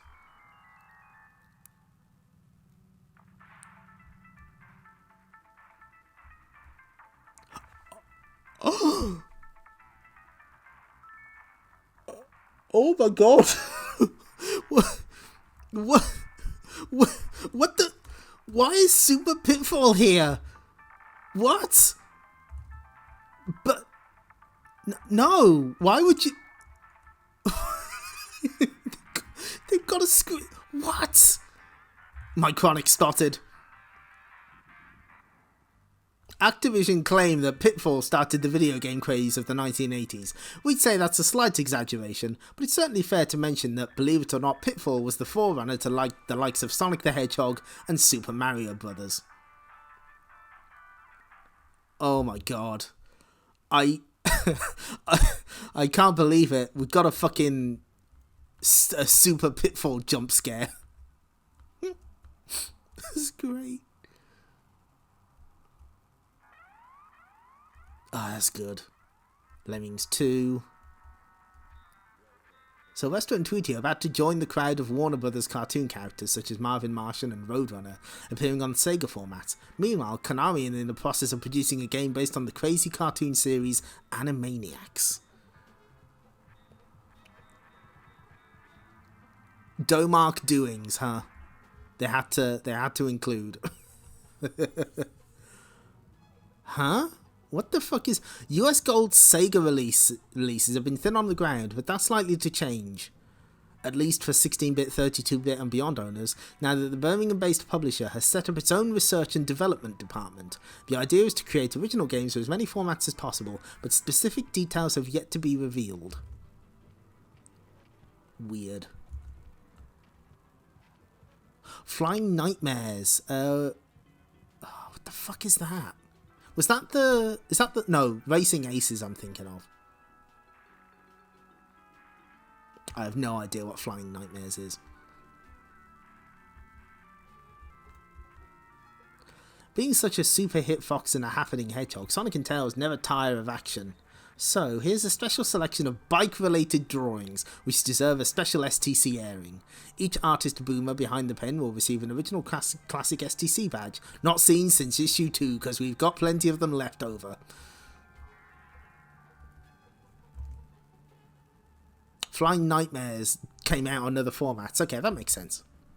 We're getting a lot of cancelled games. I'm okay with that. Cam and Bert, Barf. Search and repair operatives in No More Mr. Nicebug. After letting 2 Nice-Nick Motobugs escape, this security robot doesn't deserve to serve the great Dr. Robotnik. My number 1 hammer will teach him a lesson he won't forget. Last episode, Sonic turned 2 destructive Badnik Motobugs into nature-loving Nice-Nick Motobugs. Can't waste all these parts, Bert. Let's be creative. Another triumph for Barf, Badnik Army repair functionaries. God. Yes. Yes. No, it's beautiful. This is peak performance. Now to track down the Nice-Nick Motobugs and turn them bad again. Somewhere in the Green Hill Zone. Ah, we get an explanation for the... Okay.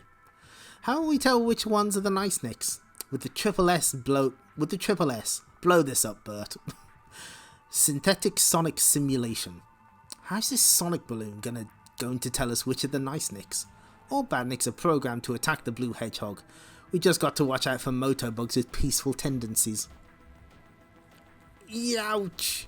No Nice-Nicks here. No Nice-Nicks here. Let's carry on the search. Poor Bert. Also in the Green Hill Zone. Sniff, sniff. This flower is so, flowery. Bomb. That's 982 perfect flowers we've seen today. Let us go and look for another one, Bim. What are you doing? You flattened that flower. Flower killer. Vegicide. We must make him pay, Bim. Vegicide. Crash. Crashunk. Vroom. The Sonic 3 plan, yeah. What did I do wrong? Sometime later. I've tested over 200 motobugs, Cam. Isn't it your turn to blow up Sonic yet? Buck up, Bert. There can't be many more motobugs in the Green Hill Zone. Look, there's a couple down there. Get a Sonic ready. Ruff. Look at what they've done to the flowers. Look at what they've done to Sonic the Hedgehog. Make them pay. Vroom, vroom. I think these are the ones, Bert, the nice nicks. They don't look very nice to me. Next issue, ground attack. Oh, poor Bert. He's been through the ringer. Poor guy.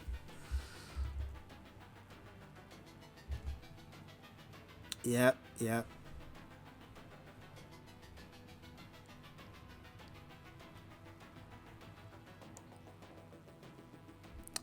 Yeah, more of this. Probably the most difficult character of all to defeat because of some very annoying moves she has.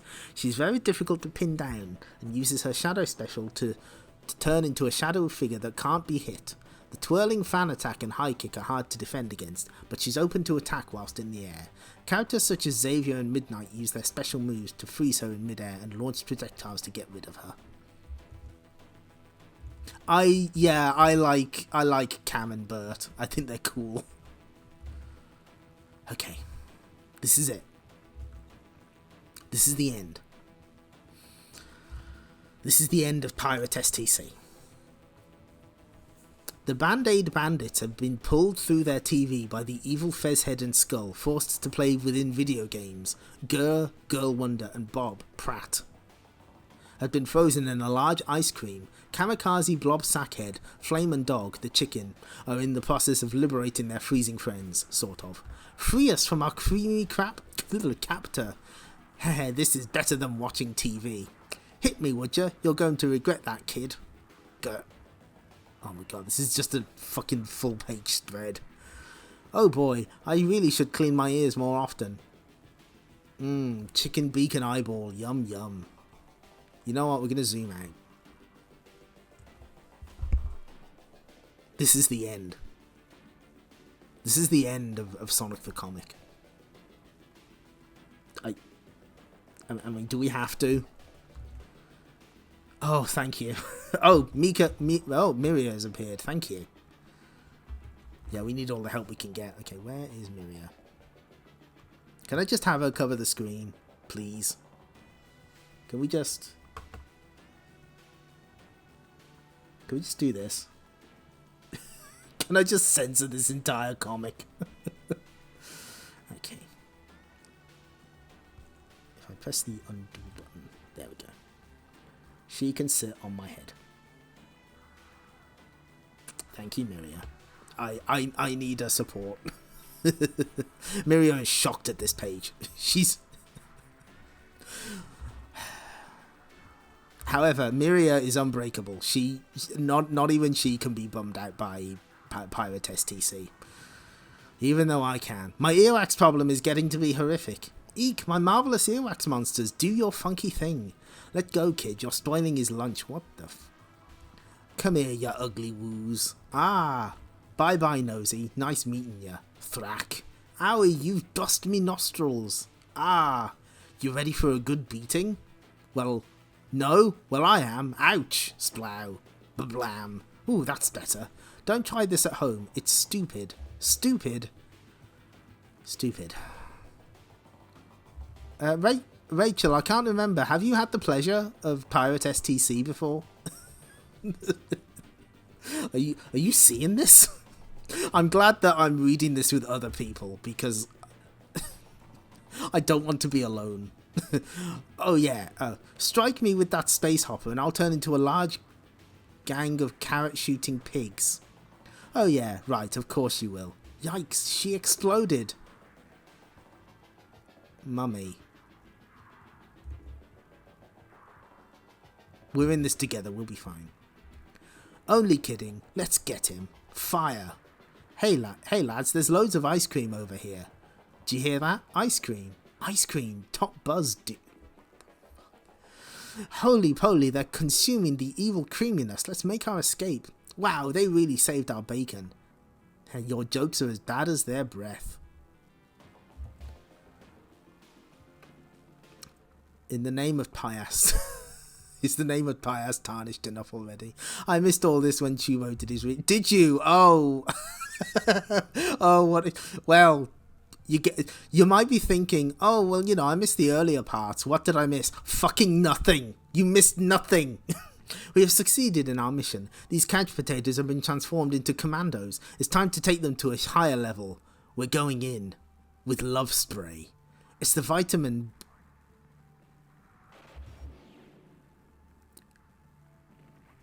Huh? It's the vitamin Buddha S. Rejoice. All's fair in love and wart. Fly, little bird, be free. Ooh, I've come over all funny. I must save the bird. I love you, chicken. Oh, thank fuck. Oh, thank Christ. Oh, cheap viewers. No. No, nobody wants to see this. No. I think getting more viewers would be a detriment because... I think even the bots would leave. But enough about that. Monkey cheese nonsense, but enough about the bot. Climb aboard the cloud of consciousness. We're going up. Peace. We brought love to a hostile world. Goodbye. We love you. Bye, ugly mugs. Hope you find the money for the facelift. Third floor, gardening accessories and DIY. The end? Stay tuned. Pirate S.T.C is watching you.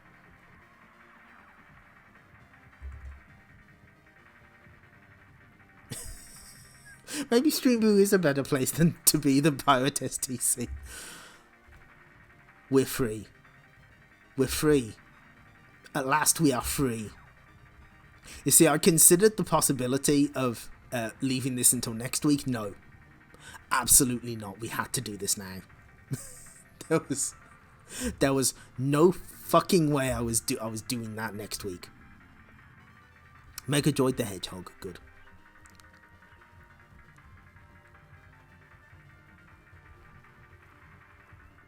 We got anything?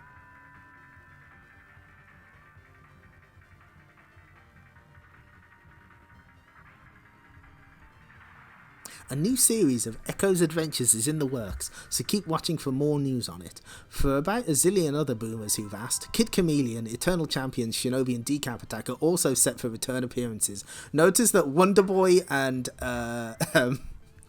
Legend of the Golden Axe not on that list. We are all free now. You know what? I think we've earned something. I think we've earned a treat. Any minute now, and it's gonna be Chomp City. Clyde! Not now. I'm getting ready to chomp pack. But Clyde, there's something I think you ought to know. What is it? I think he's getting ready to chomp us. It's been a while. Hey, Pepper! I think I just caught packed jaws. There we go. But Clyde, Pirate S.T.C makes no sense. Who killed Chuck? For the answer to this question, don't miss the horrific new series of Decap Attack starting next issue, plus free Panini Sonic sticker album. Sonic the Hedgehog and Knuckles. STC 34, everyone will hear you scream.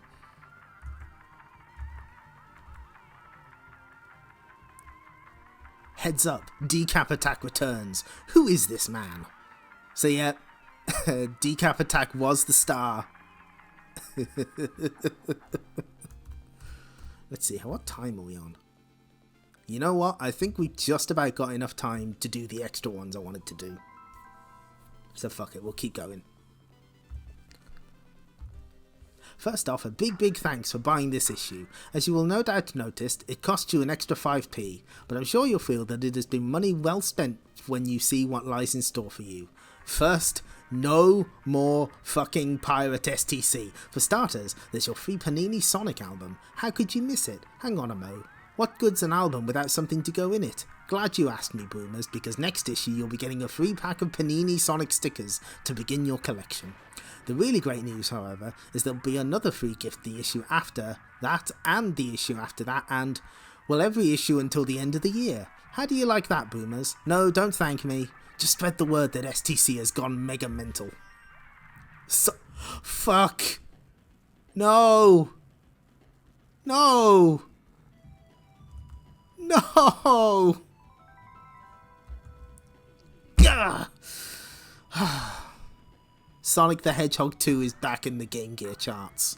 We failed, everyone. I don't know what happened. We failed in our mission. All is lost. As if that wasn't enough, hold on to your pacemakers. There's a brand new series of decap attacks starting this issue. Groan. Unfortunately, we did well to Sonic's World for a while. Boo. But a mega new Tails story starts next issue. Tumultuous cheers. Knuckles smashes his way into Sonic's life on the very next page. We reckon this spiky character is going to be the next megastar of the video game world, and might even rate his own STC series. What do you think? Knuckles fans, get your votes in now. STC, a great investment at any price.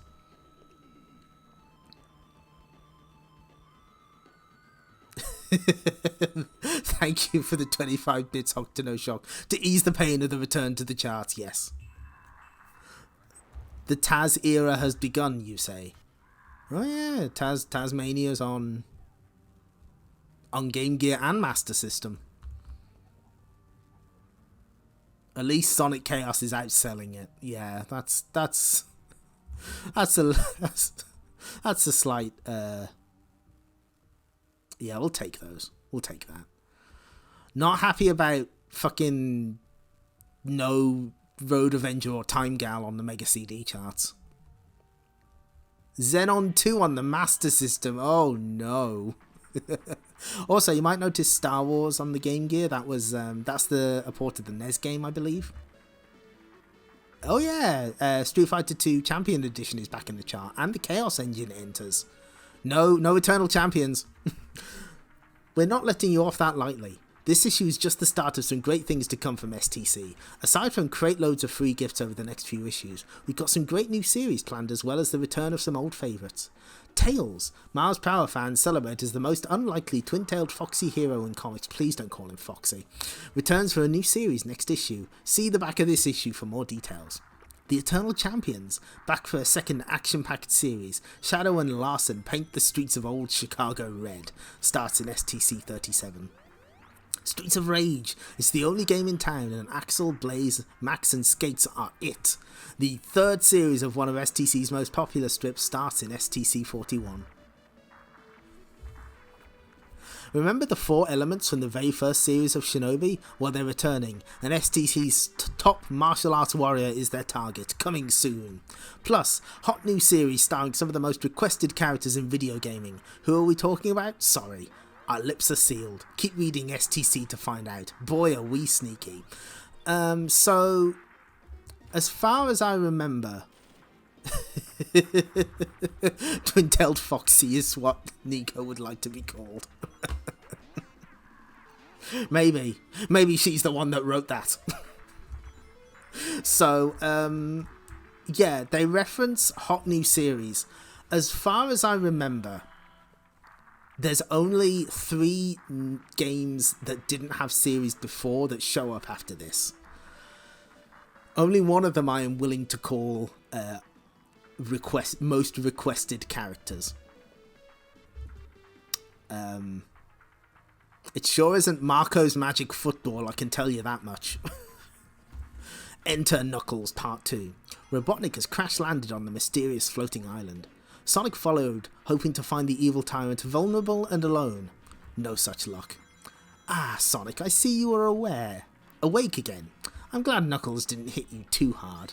I hardly touched him, Doc. Give it up, Sonic. You'll never get your hands on the floating island Chaos Emeralds. What are you talking about, Egg Breath? I don't want to steal any Chaos Emeralds. Besides, I already have some. What did I tell you? The villain stole my Chaos Emeralds and now he's come after yours. I am but a humble servant of my people, and we all live in mortal fear of this vile creature. If he harnesses the power of your emeralds, we're all doomed. hardly touched him with the light. Yeah, yeah. All Knuckles did was just stuff Sonic's super. I mean, he does that in the game. Steal my Chaos Emeralds. Never crack. Oh my god. That's the command medium punch. Now I can see that Robotnik has been lying to you, and you're probably a really nice guy. But nobody hits Sonic the Hedgehog like that and gets away with it. Whap. Tails, you know what to do. Sure, Sonic. You'll have to be a lot faster than that to get me, buddy. I don't need to be fast when I can simply do this. Cocoon. Yeah. Oh shit. He's got the fucking power geyser. Okay, we see what you can do, Charlie, but now it's my turn. What? Now I just increase the pressure. Yeah. Boom. Happy landings, creepo. He's digging straight into the ground. This guy's good. But I'm better.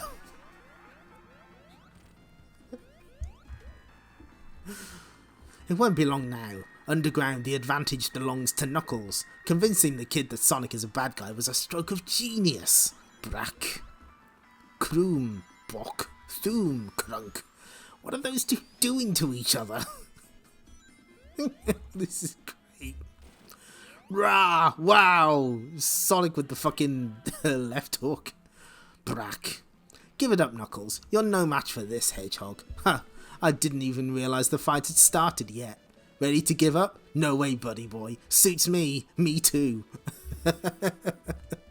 Oh, that's a great panel. Sonic, I'm here. What? Nice going, Tails. Right on cue for once. Don't talk shit.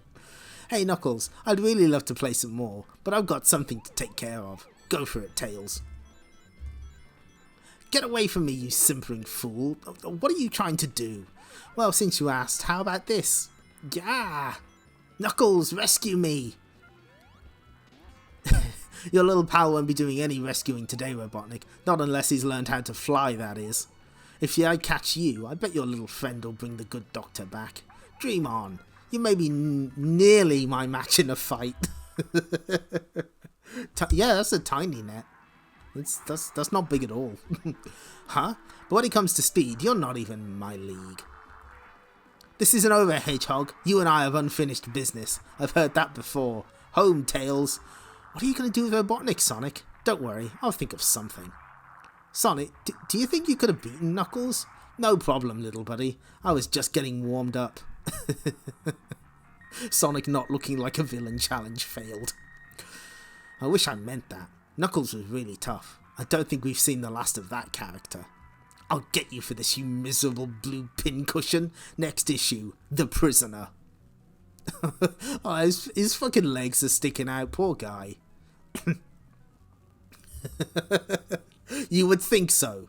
I guess, like, the conceit here is that Knuckles is the only thing protecting him because he doesn't, you know, he hasn't got his Ego-Matic with him, you know, he's So, is this the one I think it is? Yeah, we're taking some bets. We're taking some bets, ladies and gentlemen. Realistic gameplay, unexciting graphics. Thanks. Daffy is a standard platform romper with a number of different settings ranging from horror and sci-fi to spaghetti western. Uh-oh. Okay, hold on. So, how do I set up? What do you mean, Lamau, 8-bit spinball? What do you mean when you say this?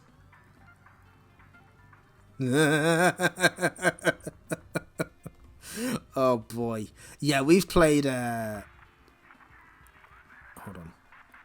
Did GG spinball get? It's time to play some fucking bets. 2 minutes, okay. So, yeah, I've played I've played this on stream before, it was unpleasant. Watch out, Robotnik, the blue hedgehog is back. Game Gear owners have been starved of a Sonic product for a while. Last November, Sega released Sonic Spinball on the Mega Drive, which they've since redesigned to run on the Game Gear, and it's one hot title.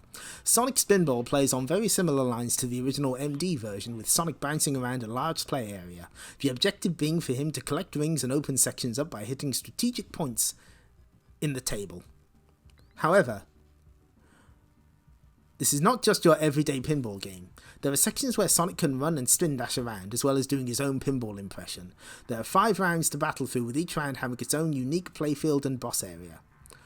All the standard pinball features are included, with flippers, bumpers and drop targets, together with a few new ones that are not included, such as rain targets. As player, you have to collect all the Chaos Emeralds from each zone before you can take on Robotnik's droids and then progress to the next play area. Sonic Spinball can be played like real pinball, whereby you can go for the big scores, or alternatively, you can just try and crack through quickly by collecting the emeralds and getting out. The choice is yours. Thanks, Vincent. $44.99. Graphics, sound, playability. Raves, very playable. Graves, colours are a bit dull. These are lies. These are complete fabrication. This game is bad. This game is... what's their rubric for playability? That's a good question. I do not have an answer for you.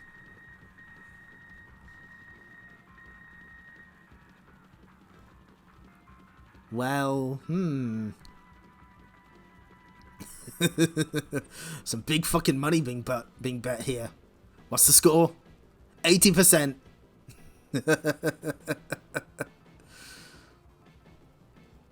71 to 80%. There it is.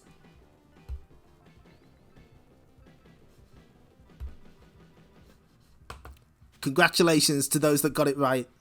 My sincere condolences to those that got it wrong.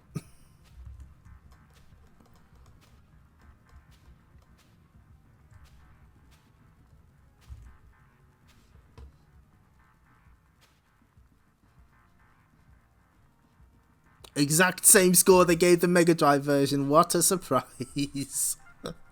Bring me the head of Coach Bricker, Part 4. Bones Jackson, captain of the Midway Monsters. This really has been a game of two halves, Gak. Well, it has been for our coach Bricker, Bob.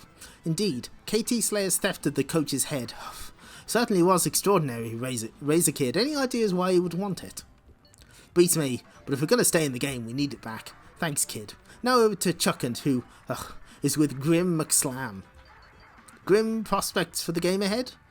Incoming? Sorry, I don't quite... Oh. Incoming? Sorry, I don't quite understand. Kablooey. KT to Zaglor, head en route ETA 0-15. Drink Diet Smeg, it's the paste of a new generation. No, Diet Smeg causes premature balding. Crow Kid is it. Oh, I get it.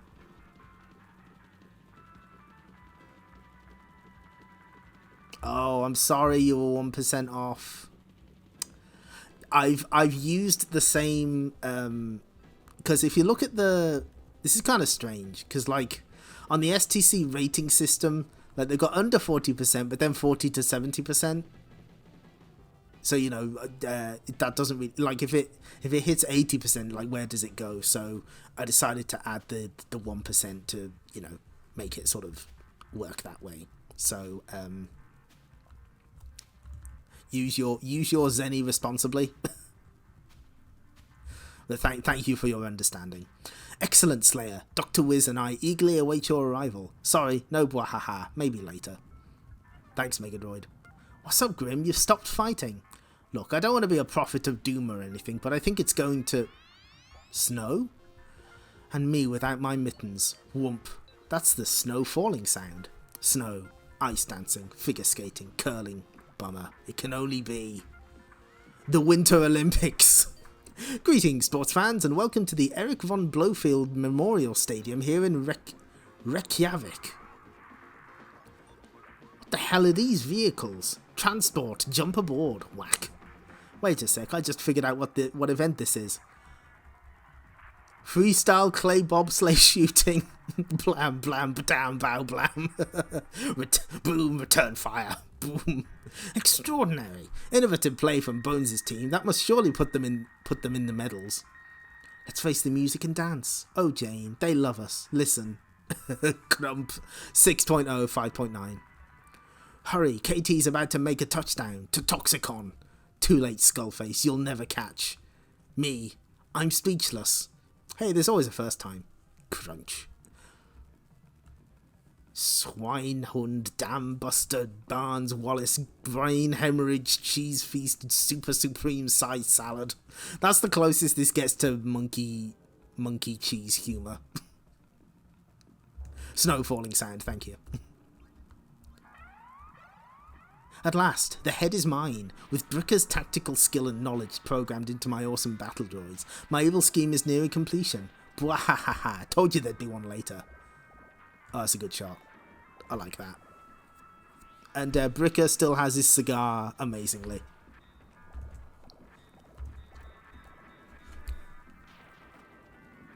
Next issue. Alas, poor Bricker. Virgin bite. Oh no. No. Oh, mercy. Heavens, it's the hard-looking cyborg from Rise of the Robots. Obviously not from the Mega Drive version, but it looks good, no? Oh, Jesus. Danger, danger. You're right, Cac. It's been hard to miss all the hype surrounding Mirage's Rise of the Robots, but in case you have, we can tell you it's basically another street fighting simulation, but featuring robots and graphics to die for. There's much more to it, of course. No, there isn't. Don't lie. You're lying to children. A robot called the Supervisor has taken control of the Electrocore manufacturing plant, and the robots have risen. Q, a cyborg with the brain of a crack commando, is sent to sort out the mess, i.e. beat up 6 other robots.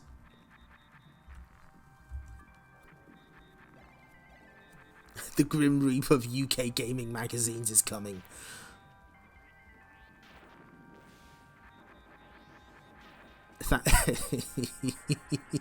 Time for some advertising overspending. This looks like an Eternal Champions beta. Oh, that's mean. There are 2 obvious differences between Rise of the Robots and the imminent Super Street Fighter 2 and Mortal Kombat 2. In Rise of the Robots, the characters and scenery have all been built on a powerful 3D design program called 3D Studio and cut down to fit the Sega formats.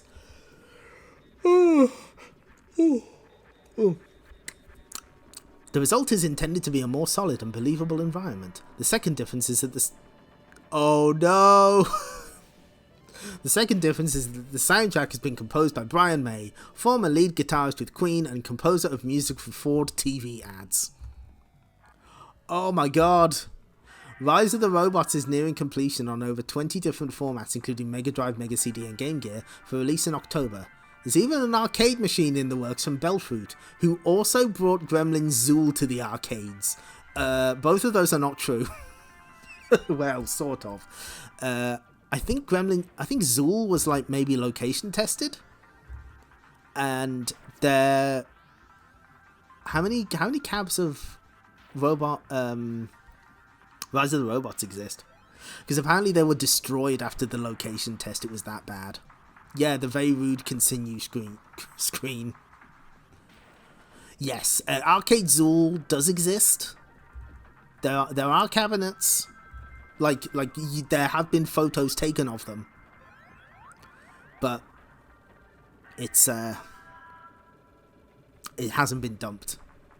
And I remember Rise of the Robots because Games World, based on the Sky One program with the same name, did actually have a competition to win the Belfruit Rise of the Robots cabinet, and they had a picture of it.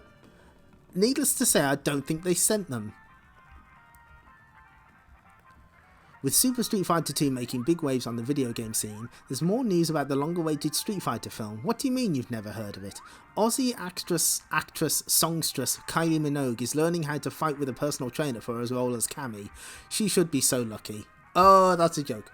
Jean-Claude Van Damme is playing Guile. Raul Julia Gomez in the Addams Family is to star as M. Bison. Someone must be having a laugh there. Don't you fucking dare, S.T.C. Street Fighter the movie is brilliant, and most of the reason is Raul Julia. Dal Sim, spelled wrong, is played by Ben Kingsley, bit of a change from Gandhi. Daniel Day-Lewis is T-Hawk, and someone from the Joy Luck Club, okay, is Chun-Li. Filming is underway in Thailand and Australia. Expect the movie on our screens at the end of 1995. They couldn't have known. That's true.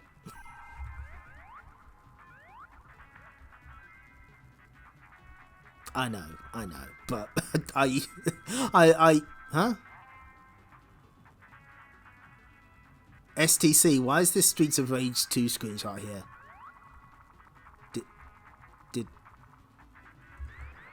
Huh?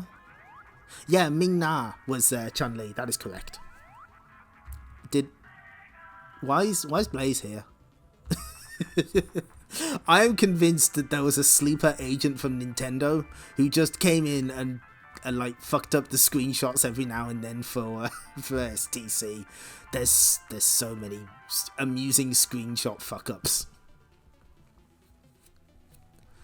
Hey everyone, it's Asterix the Gaul's 65th birthday this year, and fans who are Master System and Game Gear owners can celebrate with Asterix and the Great Rescue.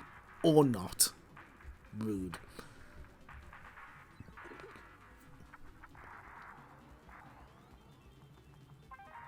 Ooh, Steven Spielberg's next blockbuster, Casper, which has a multi-million-dollar special effects budget bigger than Jurassic Park's, sheesh, will be coming to the Sega systems through Interplay, only for the Mega Drive 32X, oh, and perhaps the Saturn, too.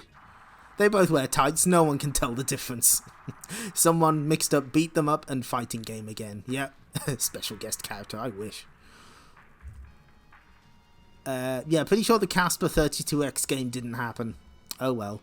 Ah, here we go. You already know how popular S.T.C is in the UK, but guess what? You're not alone. The fame of S.T.C, its comic strips and features, has spread across Europe into, so far, 4 other Sonic comics. The names may be a little different, and the languages certainly are, but in each you'll find the same Sega-powered comics and, in some cases, features first seen in the original UK Sonic the Comic.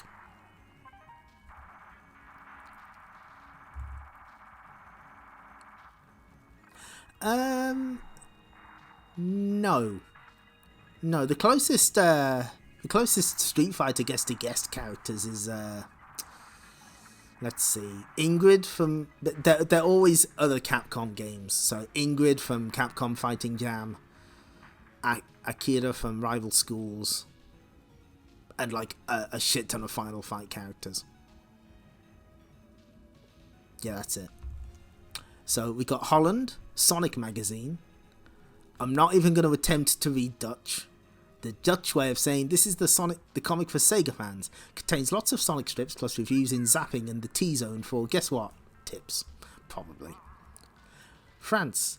Le Boomers Français enjoy a bit of the best S.T.C strips, Sonic, Kid Chameleon and more. Reviews in Round Test and news in Round News. What the... Huh? Huh? Tag Team Wrestling. Oh. Germany, Sonic der Comic. A handy pocket-sized magazine featuring Sonic and other S.T.C stories, along with Mr. T, and features covering everything from Guns N' Roses to sumo wrestling. Check out reviews in the Durchblick zone and tips in the P zone. Is that... Oh my god, it is Coneheads. What the fuck? Oh, that's good. The Nasty Boys. There we go. Thank you. I knew someone would figure it out. And yes, CAC. Here's the Italian version just for you. That's the reason I streamed this. I made sure I got this far. Video game Fumetti. Italy. Sonic video game Fumetti. Check out the Zone Pro for the latest reviews and the Zone Trucci for hints and tips. There's also Sonic stories and complete 30-page collections of Golden Axe and Streets of Rage. That's CAC found these and sent them to me a while back, but like the Italian versions actually compiled the full stories rather than split them into parts. So like you get the full... Oh, thank you. I know a little French. I'm not so good with Italian, German, or Dutch, I'm afraid. But I do try and pronounce things right. So yeah. Oh my god, Microcosm is one of the cover things. Oh, poor bastards. So yeah, CAC found them, and like they actually compiled the full stories, which is really nice. Like it has the full Wonder Boy arc, and then the full like the two stories, like they're just the full ones, and they did they redid the reviews. Good. They probably fucking needed them. No more Mr. Nicebug Part 3. The two destructive Badnik motorbugs have been turned into nature-loving Nicenik motorbugs by one of Porker Lewis's inventions. Cam and Bert, Badnik Army repair functionaries, functionaries have just tracked them down. Nicenik attack. Take cover, Bert. Not while I've got my number one hammer. Krang. Crack. They're retreating. Oops. After them, Bert. Vroom, vroom. Vroom. I love these loops. There's no time for that. Hurry up, you great nitwit. Oh, Bert is great. They also redid the reviews. They are not the same. I bet they gave Sonic Spinball on the Game Gear a proper review and everything. Head for the base of the cliff bomb. Squeak. They'll never find us here. Says who, stupid? Bath Banzai. Kabang. Shatter. Lollipalooza. Bert's trying to turn that into his thing. He's trying to make it a thing. The idea was to reprogram them, Bert, not disintegrate them. Hooray, free at last. Where are you two going? Ugh. By Ivo's scalp polish. There's an awful lot of bits here. Better get fixing. That's what Bath does best. I hope Dr. Robotnik doesn't notice that we only had enough working parts to rebuild one motorbug. The important thing is that we found the two Nicenicks. There's only room for one, Cam. Both will fit in if you push hard. Wow! Ugh! Eek!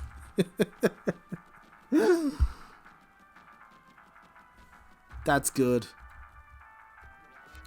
Nearly done now. Just got to program out those foul Nicenick tendencies. Tap tap. That's another one of the blue adversaries messes cleaned up by Badnik Army repair functionaries. But Dr. Robotnik will be proud of us. Chugga chugga chugga. If it hadn't been for us, the Nicenick computer virus might have spread through the Badniks like a plague. I don't want to think about it. It's just too horrible. I'd rather think about hammering. Sniff, sniff. The end? Question mark? I like Cam and Bert. They're cool. Oops. Okay. Photos. Oh no. Picture this. The chance to feast your eyes on other No, I'm not reading that. We got some cosplay. We have some... Wow, that kid's got a fucking complete collection. Good for him. Cam and Bert are good characters, you're right. Put them in Sonic Frontiers 2. Q-Zone's special in-depth solution service for the big Sonic the Hedgehog games continues. However, this time S.T.C. presents the latest and greatest Sonic adventure yet, Sonic 3 on the Mega Drive. Your guide, Vincent Lowe. He's the one who wrote that Spinball review.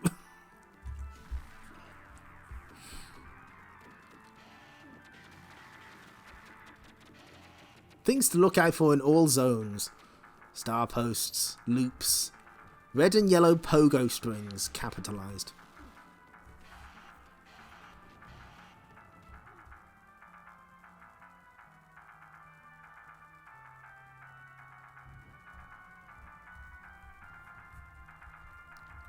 Oh, does it cut off? Oh, that's not great. Next, more secrets revealed, starting with the Carnival Night Zone. There's a tricky left to right sequence when the ground starts to fall away above you. Move right quickly before Sonic gets crushed or captured. 80%, says Vincent.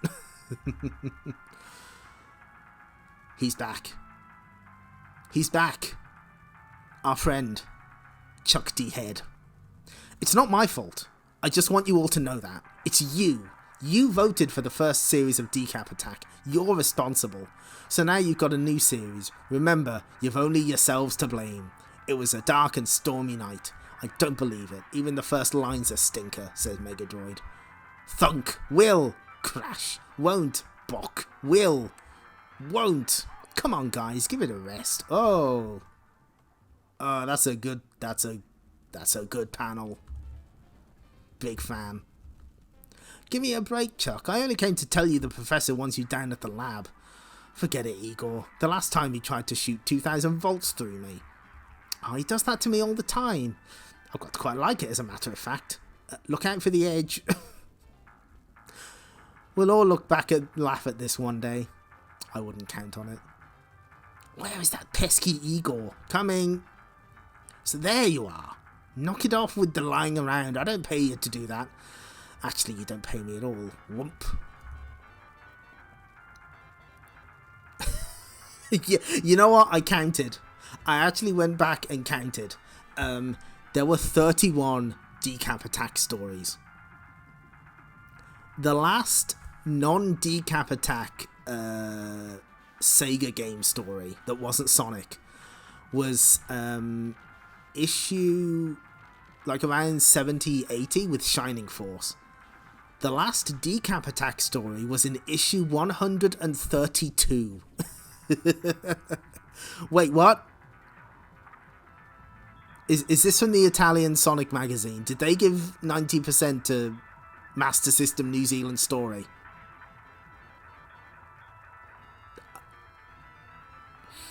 We're gonna have to have words. Meanwhile, above, you okay, head? Speak up, Boneface. I said... Uh-oh. What? Zip. Crack. Oh, great. Patow. I asked you to get me Chuck, so where is he? Oh, he'll be right down. Ah, so there you are. Crump. I really hate this job. Enough of this playing around. We have work to do. Eventually. Now you're really gonna get it. Shrinkotron. Put brain here. As you know, Chuck, when I made you, I was not able to get all of your brain into one skull. So I had to put the leftover bits into head here. But now I have built my Shrinkotron. I'll remove both bits of brain, superglue them together, and shrink them down into one head. Like so. That brain has always been that size. It belonged to a PE teacher. Never mind. Hold still, Chuck, while I make this delicate incision.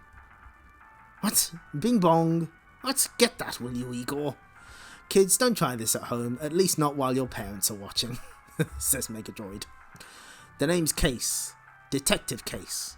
I'm here to investigate reports of a missing person. Next, death comes double glazed.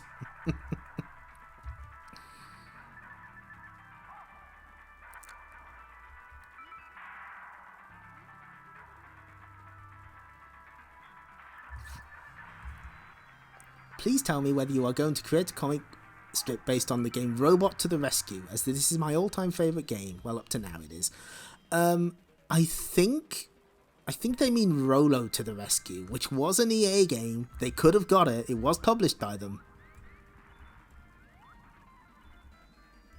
That's a good Sonic. Oh, they did get a complaint. Yes. Yeah. In S.T.C. 30, I was shocked to see the closing line of the Pirate S.T.C. strip telling children to try drinking shampoo instead of bubble bath. Don't you know it's dangerous for young Humes like myself to drink these things? I'm 6 years old. That's a clever 6-year-old. As all S.T.C. boomers are undoubtedly of above average intelligence, Stevie, you should be aware that strips like Pirate S.T.C. are not to be taken seriously. Besides, shampoo tastes terrible.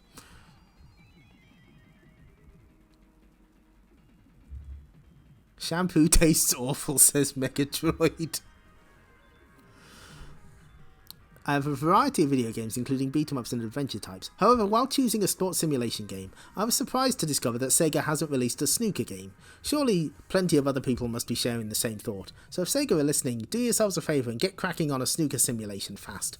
Good point, Caroline. With the exception of golf sims, Humes don't have much in the way of leisurely gameplay sports. Rest assured, once we have info on a snooker sim, STC boomers will be sure to know. They did... That's the only printable complaint. The rest are full of language that cannot be read even on this stream. We did eventually get Snooker on the Mega Drive in the form of Jimmy White's Jimmy White Snooker, I think.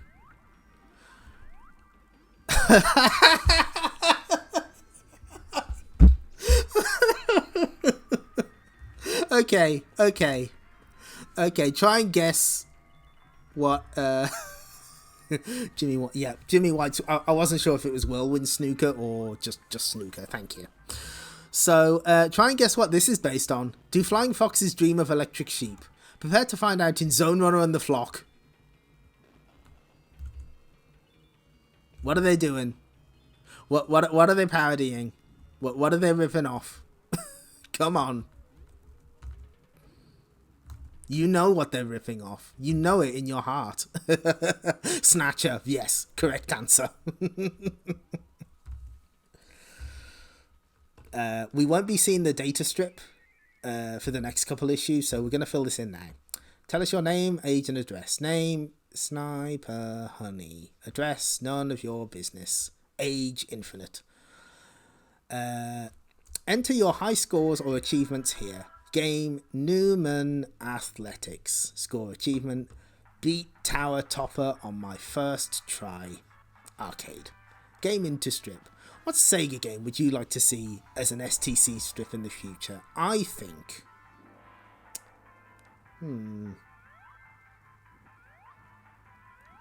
I think Fatal Labyrinth would make a great comic strip in STC.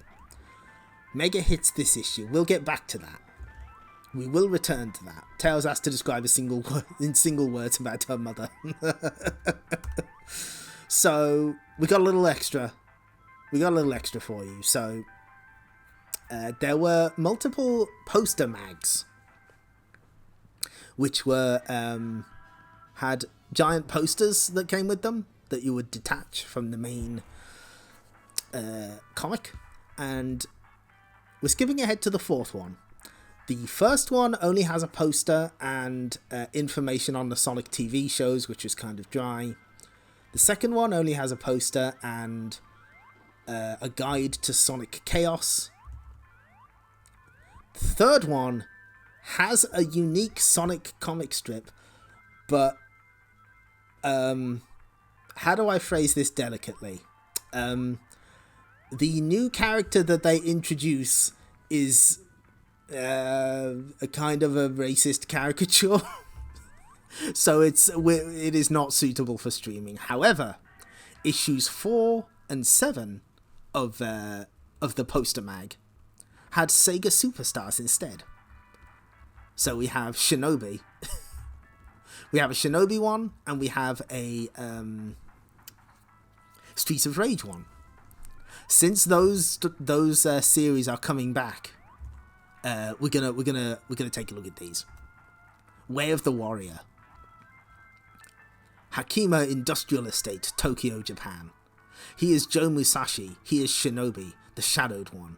As a master of ninja, it is a simple matter for him to escape the gazes of ordinary men. Stop the intruder. Unfortunately for Musashi, the ninja soldiers of the evil Neo Zed are not ordinary men. He's only one man. Get him. Fortunately for Musashi, neither are they Shinobi. Ugh, whip. They are just so much cannon fodder hurled at Musashi to test his abilities before his true foe shows himself. Musashi reaches out with his Harage and detects nothing. Something is wrong. Harage is a ninja's natural radar. Don't look that up. Even if there was nothing for Musashi's Harage to detect, there would at least be background noise like static on a badly tuned radio. It's like something in this alleyway is throwing a blanket over Musashi's senses. But Musashi's momentary hesitation is all the gap his unseen foe needs. Ooh, klug, chung, klung. Ha ha ha ha ha. Joe Musashi, I've been expecting you.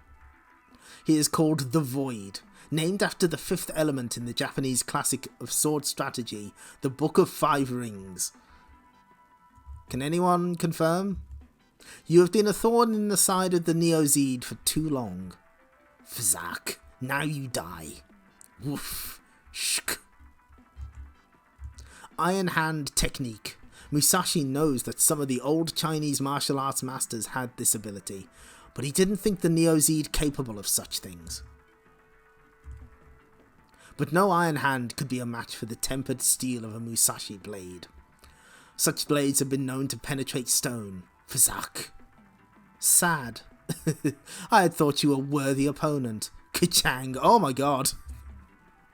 It's fucking wrecking that sword. Batum. But without your sword, you are no more than a gnat. Oh, the command... the command normal. Do not fear, little one. I'm not a cruel man. I will make your death as painless as possible. The 5 books are in order: Earth, Water, Fire, Wind, Void. Thank you. I'm glad somebody is on the case. Musashi is not planning to die, but he needs a strategy if he is going to survive more than a few seconds. A strategy that will defeat this warrior of the Neo-Zed without killing him. Years before, Musashi swore not to take the lives of his enemies. That would make him no better than them. Is it? Yeah, it's Young Mi's kick. I thought I'd recognised it. The one way to defeat this opponent and avoid bloodshed is to use the Void's own power against him. But first, Musashi must match the Void's power. He goes into Prana to draw strength from the earth. Prana, a martial arts technique in which the heart rate and breathing are slowed down. Ah, the gnat is not without a sting of his own. Kya. Whumph. Don't all enemies in Shinobi explode when they kill them? Yes. They're robots, they don't count. Sanskrit word for vital life, apparently. Okay. We're learning things. Whumph. I'm glad I have a smart stream chat. My hand! Get up. Take this message to your Neo-Zed masters. I wish nothing more than to be left alone. Do not mistake my reluctance to fight for weakness. Now go. If I see you again, it'll be your other hand. Wow, the justice shot, not the Blue Archive character. But Musashi does not truly believe the Neo-Zed will leave him in peace, for enemies such as they have long memories and never let a defeat go unpunished. The end. Follow the action with Shinobi in Sonic the Comic. Sonic's back in the next poster mag, Robotnik out. New story, new poster. 18th of June, miss it not. So, the thing is, we actually have another Shinobi comic. There were 2 Sonic yearbooks, and one of them seems to have come out just before Sonic the Comic, so it has a bunch of little Sonic one-shots. And there's also a Shinobi story in there, done by the same team that did the ones in Sonic the Comic, so it's basically a prequel. Which I didn't know until earlier this afternoon. New, all-action Streets of Rage story, Streets of Rage special, starring Sega's Street Fighting Super Team. Plus giant action-packed Streets of Rage poster, a Sonic the Comic mega production. Streets of Rage, facts of life. The city. Crime and corruption run riot. Crime Lord Mr. X spreads his evil to all levels of society. Everyone is on the take, or so it seems. 3 AM in the city. Hey, what have we got here? Lady must be stupid. Should know this is our turf. Someone should put her right. Hi, lady. We gotta punish you for stepping on our turf. Turf. That's so, scum? Jed, call the police. There's another fight in the alley. Maybe I can change your mind. Crack. Oh no, the battle van is in that's in the next Streets of Rage story. So that's a little while. That's like issue 41, but we're getting there. Bad mistake, lady. Fatal if you want to know the truth. I'm not exactly alone, you know. Oh, that's a cool shirt. Look at that devil. Neither am I. Max, Axel, Skates, come and meet the boys. You creeps have terrorized this neighborhood long enough. Now it's over. Thud. Another fight in the Streets of Rage. Apart from that, it's a quiet spot. Listen up, guys. I think I hear something. This is the police. Everyone stay exactly where they are. Officer, those young thugs attacked that young lady. We'll take care of things now, ma'am. Please return to your home. Axel Stone, Blaze Fielding, Max Hatchett. I have a warrant for your arrest. But what about me? Name's Skates. Got one for me too? Shut up, you're coming too. In the car. Yeah, the lips are kind of exaggerated in this. I kind of like this art style though. It fits Streets of Rage. It's very kind of grimy. What about the street gang, Jack? Forget them. It's these guys we want. They used to be cops like us, but they just couldn't accept the facts of life, number one. Right. Facts like the one about the police department being in Mr. X's pocket. Mr. X the crime lord? Time you started living in the real world, kid. Faced up to the facts of life, number two. This isn't the way to the station house. Consider this the start of your education. Out. You first, Hatchet. I'll cover these two. You watch the girl. Don't move, lady. Click. Axel, Skates, I've got the keys to those cuffs. Whap. What is that? Oh, I see. I was trying to figure out that gun. What's going on? Oh, look at Max's face. He's so happy. Whump. Smack. Axel, I need some help. You got it. Whack. So now you know the facts of life, number three, kid. And the reason that there's no place for a good cop on the force. I can't quit. If they do, they'll kill me. Just like that. Just like one day they're gonna kill you. Look, nobody saw me release Blaze. I still have a chance. But they must think you attacked me too. You'll have to hit me and make it look good. Are you ready for... My pleasure, crack. That's enough, Alex. They spelled his name wrong. Yeah, there's a lot of punching cops in this comic. Good. Even the good cops won't risk going against Mr. X. It's just a matter of time before our luck runs out. Until that day, Axel, we'll just have to carry on fighting and bring justice back to the streets. Follow the great new Streets of Rage story in Sonic the Comic now. So this was released like around the time the next arc was going to happen.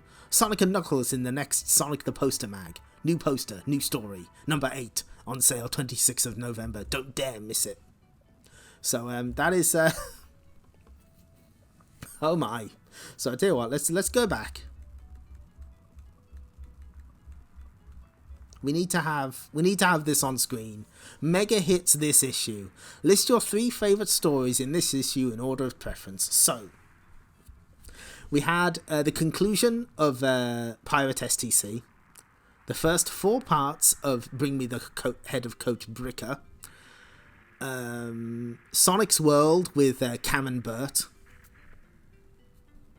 What else? What else did we have?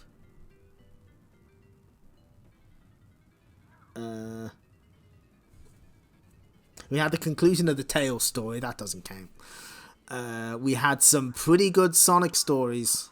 We had, I mean, the Sonic 3 adaptation is just getting started. And we also had a bunch of Sonic one-shots in the summer special. So let's take it to the chat. What do you think? What were your favourites? The Sonic story is, like, there's these... I noticed when I was looking ahead, there's these obvious lulls in the Sonic stories, because, like, they have to do one-shots in between when Richard Elson is fucking killing it. So you get things like Tails going to the misery zone. Yes, absolutely. Like, Mutant League has some of that out of, like, no, what's the word I'm looking for?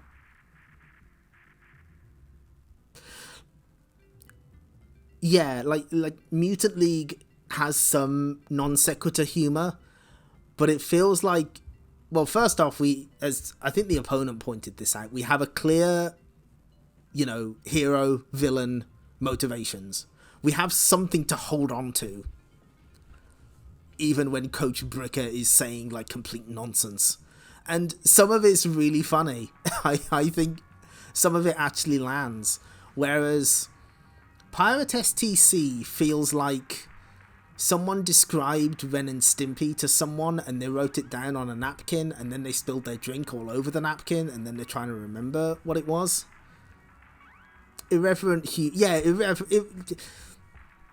Mutant League is irreverent humor in a way that works compared to Pirate S.T.C, which is just nonsense. I was legit getting frustrated reading it. It is hard to do both of those well, it's true. And for what it is, I think Mutant League, I wasn't expecting anything from it, and it has exceeded my expectations. I don't know what Pirate S.T.C's point even was. Like, when I would read it, it would just go out of my ear. Yes, Knuckles, Misery Zone, and Barf with Decap's return highlights. So, yeah, that sounds about right. I like Cam and Bert, and the Misery Zone was just so out of pocket that you have to kind of appreciate it. But now that we're going into the Sonic 3 arc, yeah, like it doesn't belong here.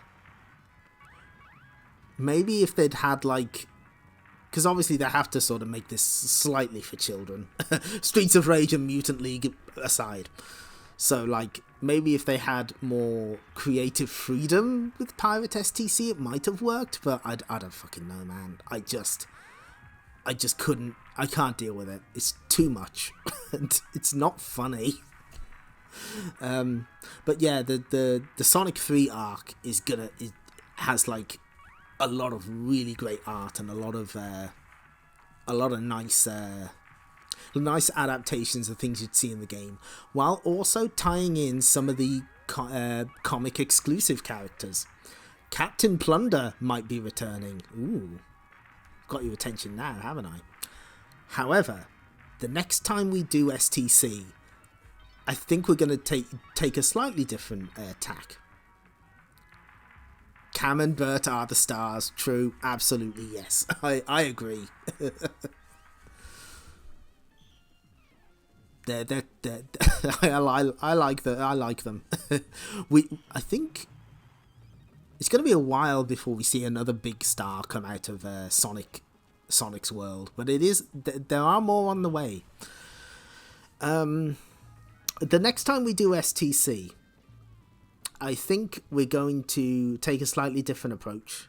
I want to get the poster mags and some of the other miscellaneous things out the way. So next time we do this, we're going to do the Eternal Champions special, and we're going to do the yearbooks, because the yearbooks are sort of connected.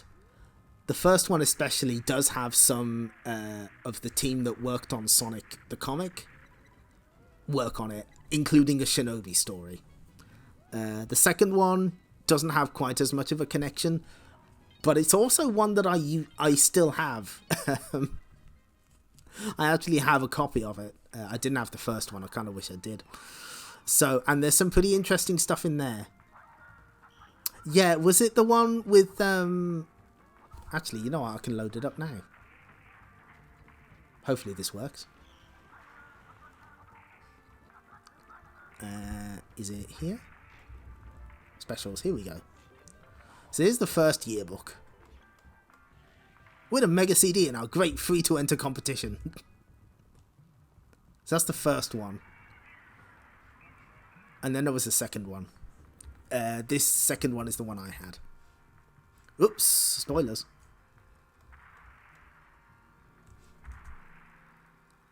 Excellent, good. So these are in our future. Not just yet. But unfortunately, this is also in our future. £1.75. 48 pages of kicking action. 3 sizzling strips. Every character, every move. How the game was made. Yes. Yeah, the first one. Yeah. I only had the second one. Choose your player. Oh my god, there's so much choice. I wonder which one is considered the main character. It's a complete mystery. We'll never know. That's just not for us to know, chat. We'll never figure it out. So, okay. And yeah, there is an interview with Michael Latham himself in this. That should be interesting. So, where's the button that I pressed to make this stop? Here it is. Dimitri, of course. Good. Stream end. There we go. So, I hope you enjoyed this. This was fun. We didn't quite do the 6 numbered issues that we normally do, but the canon of Sonic's comic adventures in the UK forced my hand.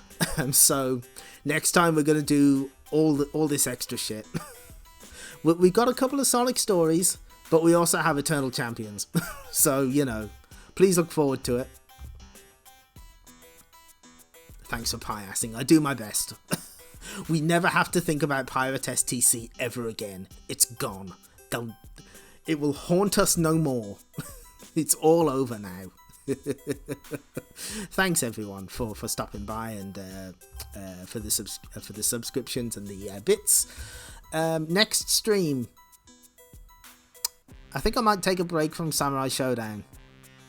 I do enjoy those streams, but it has been pretty much Samurai Showdown and Sonic the Comic quite commonly over the past couple of stages. Thanks for stopping by. Thanks for putting it on in the background, Shark.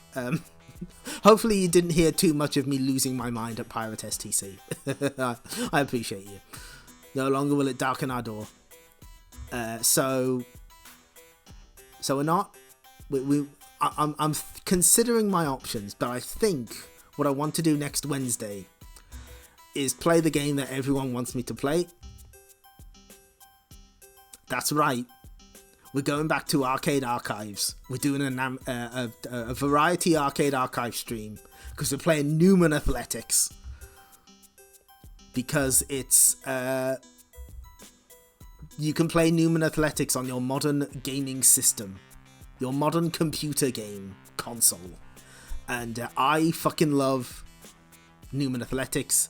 It's one of those games that reminds me, yeah, arcade games are so good.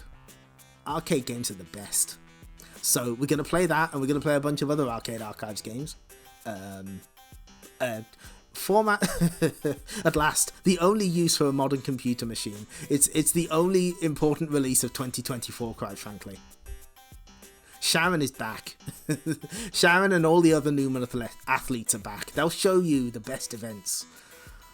So I'm going to show that off, and I'm going to show off a bunch of other Arcade Archives games. Lineup to be determined. But we will return to Samurai Showdown. We will go back. But I just need a little break. For now, though, I'm going to go and rest my throat for a while. Yeah, we can't spike set on there, sorry. We've already done the New Zealand story on Arcade Archives. Sorry. Okay, right. So for now, I'm going to go rest my throat for a while. Thank you all again for stopping by. I hope you have a lovely evening, and take care. See you next stream. Bye bye.